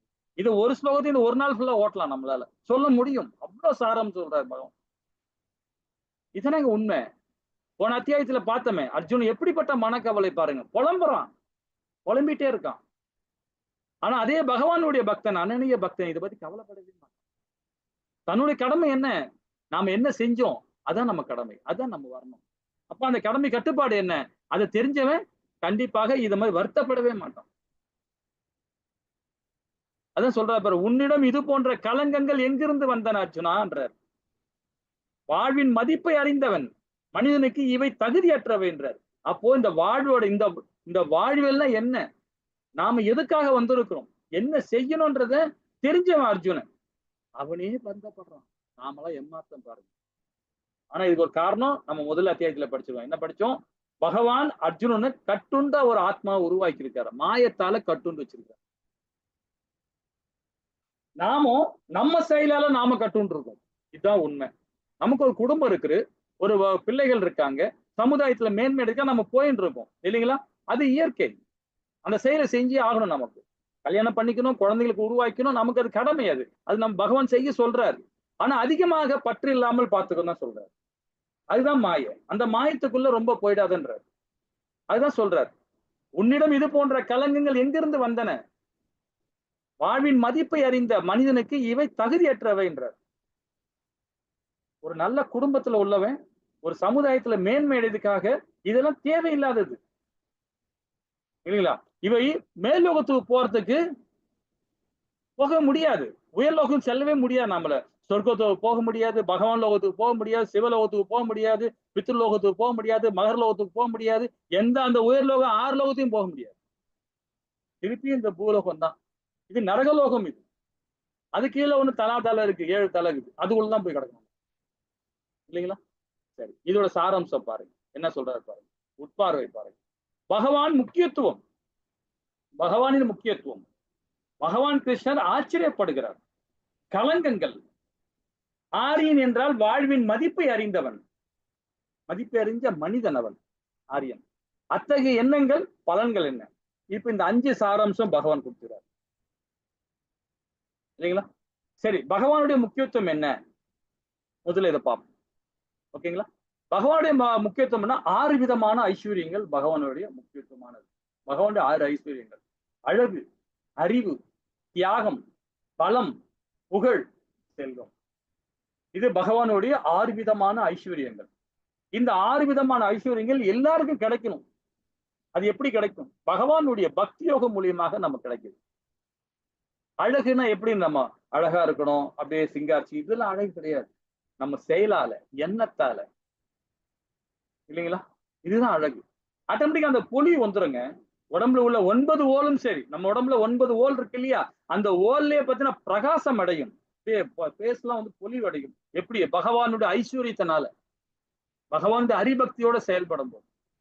முகத்துல நம்ம எவ்வளவு உடலால கஷ்டப்பட்டிருந்தாலும் சரி, ஆத்ம ரூபத்துல பார்க்கும்போது கஷ்டம் எல்லாம் அப்படியே பஸ்மமா போயிடும். அப்ப நம்ம முகத்துல ஒரு பொலிவு கிடைக்கணும் இல்லைங்களா? அறிவு பாருங்க, பகவானுடைய ஐஸ்வர்யத்துல 2வது அறிவு, ஞானம். ஹரிபக்தியோட இருக்கிறவன், வேதங்களை படிக்கிறவன், உபநேசங்களை தெரிஞ்சு அதை ஃபாலோ பண்ண, சாஸ்திரங்களை ஃபாலோ பண்ண ஆரம்பிச்சுட்டான்னா கண்டிப்பாக அந்த ஞானம் திருப்தி அடையுது அவனுக்கு. அதுமாரி தியானம் பண்ணும். தியானம் எப்படிப்பட்ட தியானம் பண்ணும் பாருங்க, ஹரிபக்தியோட இருந்து, பகவானுக்கு ஹரிபக்தியோட இருந்து நாம தியானம் பண்ணணும். 2 விதமான செயல்பாடு, தியாகம், தியானம். எப்படிப்பட்ட தியாகத்தை பண்ண போற? நம்ம இந்த உடலை பகவானுக்கு அர்ப்பணம் பண்ணணும். நமக்கு இந்த உடலை, நம்முடைய செயல் எல்லாத்தையுமே பகவானுக்கு அர்ப்பணம் பண்ணிட்டு, ஹரே கிருஷ்ணா கிருஷ்ணா கிருஷ்ணா ஹரி ஹரி, ஹரே ராம ராம ராம ஹரி ஹரி. உட்கார்ந்தா, எழுந்தா, நின்னா, படுத்தா, தூங்கினா, எங்க போனாலும் ஹரிபக்தியோட பகவான் நாமத்தை சொல்ல வேண்டியதான். இது ஒரு தியாகம் இல்லைங்களா? அதுதான் நம்மளுடைய பலமே, நம்மளுடைய பலம் தான். புகழ் ஆட்டோமேட்டிக்கா வந்துடும். பகவான் ஹரிபக்தியோட இருக்கிறவனுக்கு கண்டிப்பா அந்த புகழ் வரும், செல்வமும் வரும். அந்த செல்வம் எப்படிதான் வரும்? மத்தவங்களுக்கு கொடுக்குற எண்ணம் இருக்கு பத்தியா, அப்பதான் செல்வம் சேரும். அதுதான் அர்ஜுனன் சொல்லுவார் பகவான், செல்வத்தை வெல்பவனே தனஞ்சயனே அப்படின்னு. செல்வத்தை வெல்பவனா என்ன அர்த்தம்? பணம் வந்து சேர சேர சேர சேர அத்தவங்களுக்கு தியானம் பண்ணணும், தியாகம் பண்ணணும், இது தானம் கொடுக்கணும். அப்பதான் பொருள் சேரும். ஒரு சின்ன ஒரு கதை பாருங்க, இந்த இதை வச்சு ஒரு கதை சொல்லலாம். பகவான் வந்து இப்ப நான் ஒரு நாட்டுல ஒரு சக்கரவர்த்தியா இருக்காருன்னு வச்சுங்களேன். கீழே வர்றார், நாட்டுல ஒரு சக்கரவர்த்தி என்ன பண்றாரு, ஊர்வலம் வர்றார். ஒரு ஒரு கிராமமா, ஒரு ஒரு ஊரா போய் பாக்குறாரு, உலா வர்றார். நாட்டுல எப்படி இருக்கு, மக்கள்லாம் எப்படி செயல்படுறாங்கன்னு பாக்குறாங்க இல்லையா? அது மாதிரி பகவான் கீழே வர்றார், பூலோகத்தை வந்து பார்க்க வர்றார். இத ஒரு அனனிய பக்தி உள்ளவன், பக்தி மார்க்கத்துல உள்ள அனனிய பக்தியன் வந்து இருக்கிறது பகவான் தெரிஞ்சுக்கிட்டான். போய் பகவான்கிட்ட கேட்கிறான், பகவானே நீங்க பூலோகத்து வந்திருக்கிறீங்க, என்ன வந்திருக்கீங்கன்னு தெரியாது, ஹரிபக்தியோட உங்களை நாமத்தை சொல்லிட்டு இருக்கேன், நான் கண்டுபிடிச்சிட்டேன், அதனால உங்க கூட இருக்கலாமா அப்படின்னு கேட்கிறான். வா அப்படின்ற. என்னுடைய பக்தன் நீ மாத்திரம் இல்ல, ஏகப்பட்டவர் இருக்கிறாங்க, சரி வா அப்படின்னு சொல்றாரு. உடனே போறார். எங்க என்ன காரியத்தும் வந்திருக்கீங்க அப்படின்னு. மக்களை பார்க்கலாம், மக்களோட செயல்பாடு எப்படி இருக்குன்னு பார்க்கலாம்னு வந்திருக்கேன் அப்படின்னு. சரி வாங்க போலாம் அப்படின்னு சொல்லிட்டு போறாரு. அப்போ பகவான் ஒரு வீதி வழியா போயிட்டு இருக்கும்போது ஒரு பெரிய ஒரு பங்களா, வசதி அடைஞ்ச பங்களா ஒண்ணு, இப்போ பணக்காரனா இருக்கிறார், செல்வ செழிப்போடு இருக்கிறார். அந்த வீட்டு உள்ள வாசல் நிற்கிறார் பகவான். நின்றுட்டு அந்த பக்தங்கிட்ட சொல்றார், பக்தா இப்படியா அந்த வீட்டுல போயிட்டு நீர் ஆகாரம் ஏதாவது இருந்தா கொண்டு வாங்கி வாயேன் அப்படின்னு அனுப்புறாரு. உடனே அந்த பக்தன் உள்ள ஓடுறான். போனா அந்த ரூம்ல பெரிய அரண்மனை மாதிரி இருக்குது. அந்த வாசல்ல போய் உள்ள போன உடனே அங்க ஒரு ஆள் உட்கார்ந்துட்டு இருக்காரு, அந்த வீட்டோட முதலாளி உட்கார்ந்துட்டு இருக்காரு. அவரு பெரிய சிம்மாசனம் போட்டு நிறைய கோல்டு அப்படி இப்படி கிடக்குறாரு. அதை கேட்கிறார், ஐயா பகவானே வந்திருக்கிறார், அதாவது நீராகாரம் இருந்தா கொடுங்களேன் அப்படின்னு. என்ன கிண்டல் பண்றியா, அதெல்லாம் யாரும் இல்லை, எங்க வேலைக்காரெல்லாம் இல்லை, கிளம்பு கிளம்பு அப்படின்னு தேத்தி விட்டுறான். அவர் பகவானே வந்திருக்கிறான்னு சொல்றாரு அந்த அந்தனர், அந்த பக்தர். சொல்லி அவனுக்கு அவர் வந்து அந்த செல்வந்தர் என்ன சொல்றாரு, யாரும் இல்லை, நீ கிளம்பு அப்படின்னு சொல்லி உடனே நேரம் வெளியே வராரு அந்த பக்தர். பகவான்கிட்ட சொல்றார், பகவானே இந்த மாதிரி சொல்லிட்டான் பகவான். சரி விடு, அது அவங்க கர்மா, இன்னும் நல்ல பொருள் சேரட்டும், இன்னும் நல்ல நிறைய செல்வங்கள் சேரட்டும் அப்படின்னு சொல்லிட்டு வாழ்த்துறாரு. உடனே பாக்குறாரு இந்த பக்தர், என்னப்பா தண்ணி நீராகாரம் கேட்டதே கொடுக்க மாட்டேன்னா அவனை போய் பகவான் வந்து இன்னும் பொருள் சேரணும்னு போறாரு சொல்றாரு அப்படின்னு. சரி அப்படியே இன்னும் கொஞ்சம் தூரம் போய் நிற்கிறாங்க. ஒரு 5-6 வீடு தள்ளி போன உடனே ஒரு மிடில் கிளாஸ் ஏழ்மையான வீடு அது. ஸோ அந்த வீட்டுல போய் நிற்கிறார் பகவான். நின்ன உடனே அங்க ஒரு தாய் இருக்கிறாங்க இல்லையா, அந்த தாய்கிட்ட நீராகாரம் கேளு அப்படின்னு. அந்த தாய் பாத்தீங்கன்னா ஒரு மாதாஜி, அவங்களுக்கு வாரிசே இல்லை, சொந்த பந்தங்கள்லாம் எல்லாம் போயிட்டாங்க, இந்த தாய் மட்டும்தான் இருக்கிறாங்க. அந்த தாய்க்கு ஜீவாதாரம் எதுன்னு பாத்தீங்கன்னா ஒரு பசுமாடு. அந்த பசுமாடை வச்சு அந்த அம்மா பால் கறந்து 4 வீட்டுக்கு பாலை கொடுத்து அதுல வரும் வருமானத்தை சாப்பிடுது அந்த அம்மா. இவ போய் கேட்கிறார், அந்த அந்த அந்த பக்தர் கேட்கிறார், பகவான் வந்திருக்கிறார், நீராகாரம் எது கொடுங்க. உடனே அந்த அம்மா என்ன பண்ணுது, கையெல்லாம் சுத்தப்படுத்திட்டு ஊத்துல ஓடி போய் நல்ல ஒரு மோர் நல்லா கடைஞ்சி நல்லா மோர் எடுத்து சுத்தபத்தமா எடுத்தாந்து கொடுக்கணும். கொடுத்துட்டு பகவான்கிட்ட கொடுங்க அப்படின்னு சொல்லுது. உடனே பகவான் அதை பருக்கிட்டு என்ன சொல்றாரு, சரி நல்லது, மோர் குத்து வந்துரு, அது கிளாஸை கொடுத்துட்டு வந்துரு அப்படின்னு சொல்லிட்டு அந்த கொடுத்துட்டு வெளியே வந்து நிற்கிறார். அந்த பக்தர்கிட்ட சொல்றார், சரி இந்த பசுமாடு முக்தி அடைக்கும் அப்படின்றார்.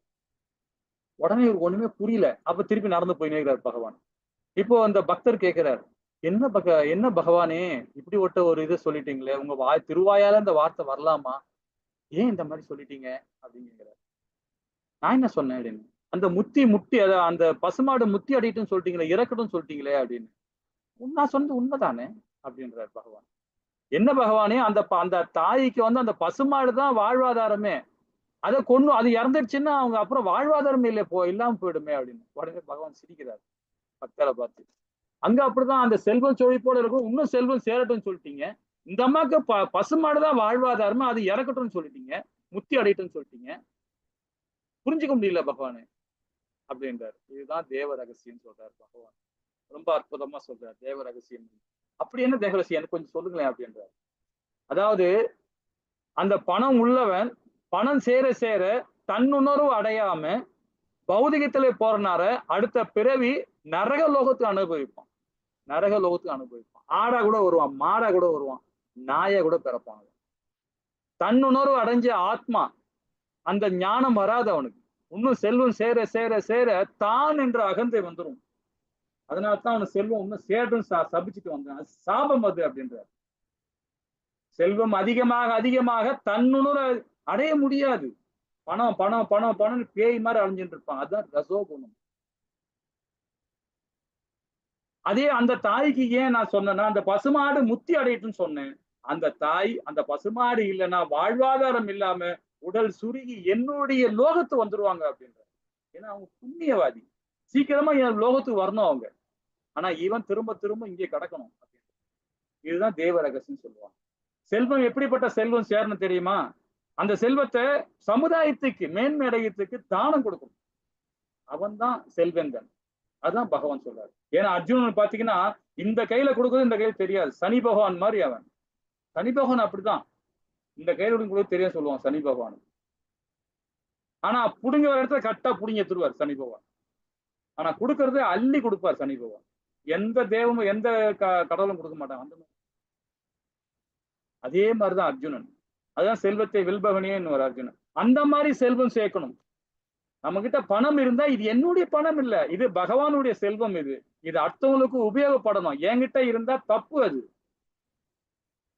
இந்த மாதிரி 6 விதமான ஐஸ்வர்யங்கள் நமக்கு இருக்கணும் இல்லைங்களா? பகவானுடைய முத்தியம், அதாவது பகவான் கிருஷ்ணர் ஆச்சரியப்படுகிறார்.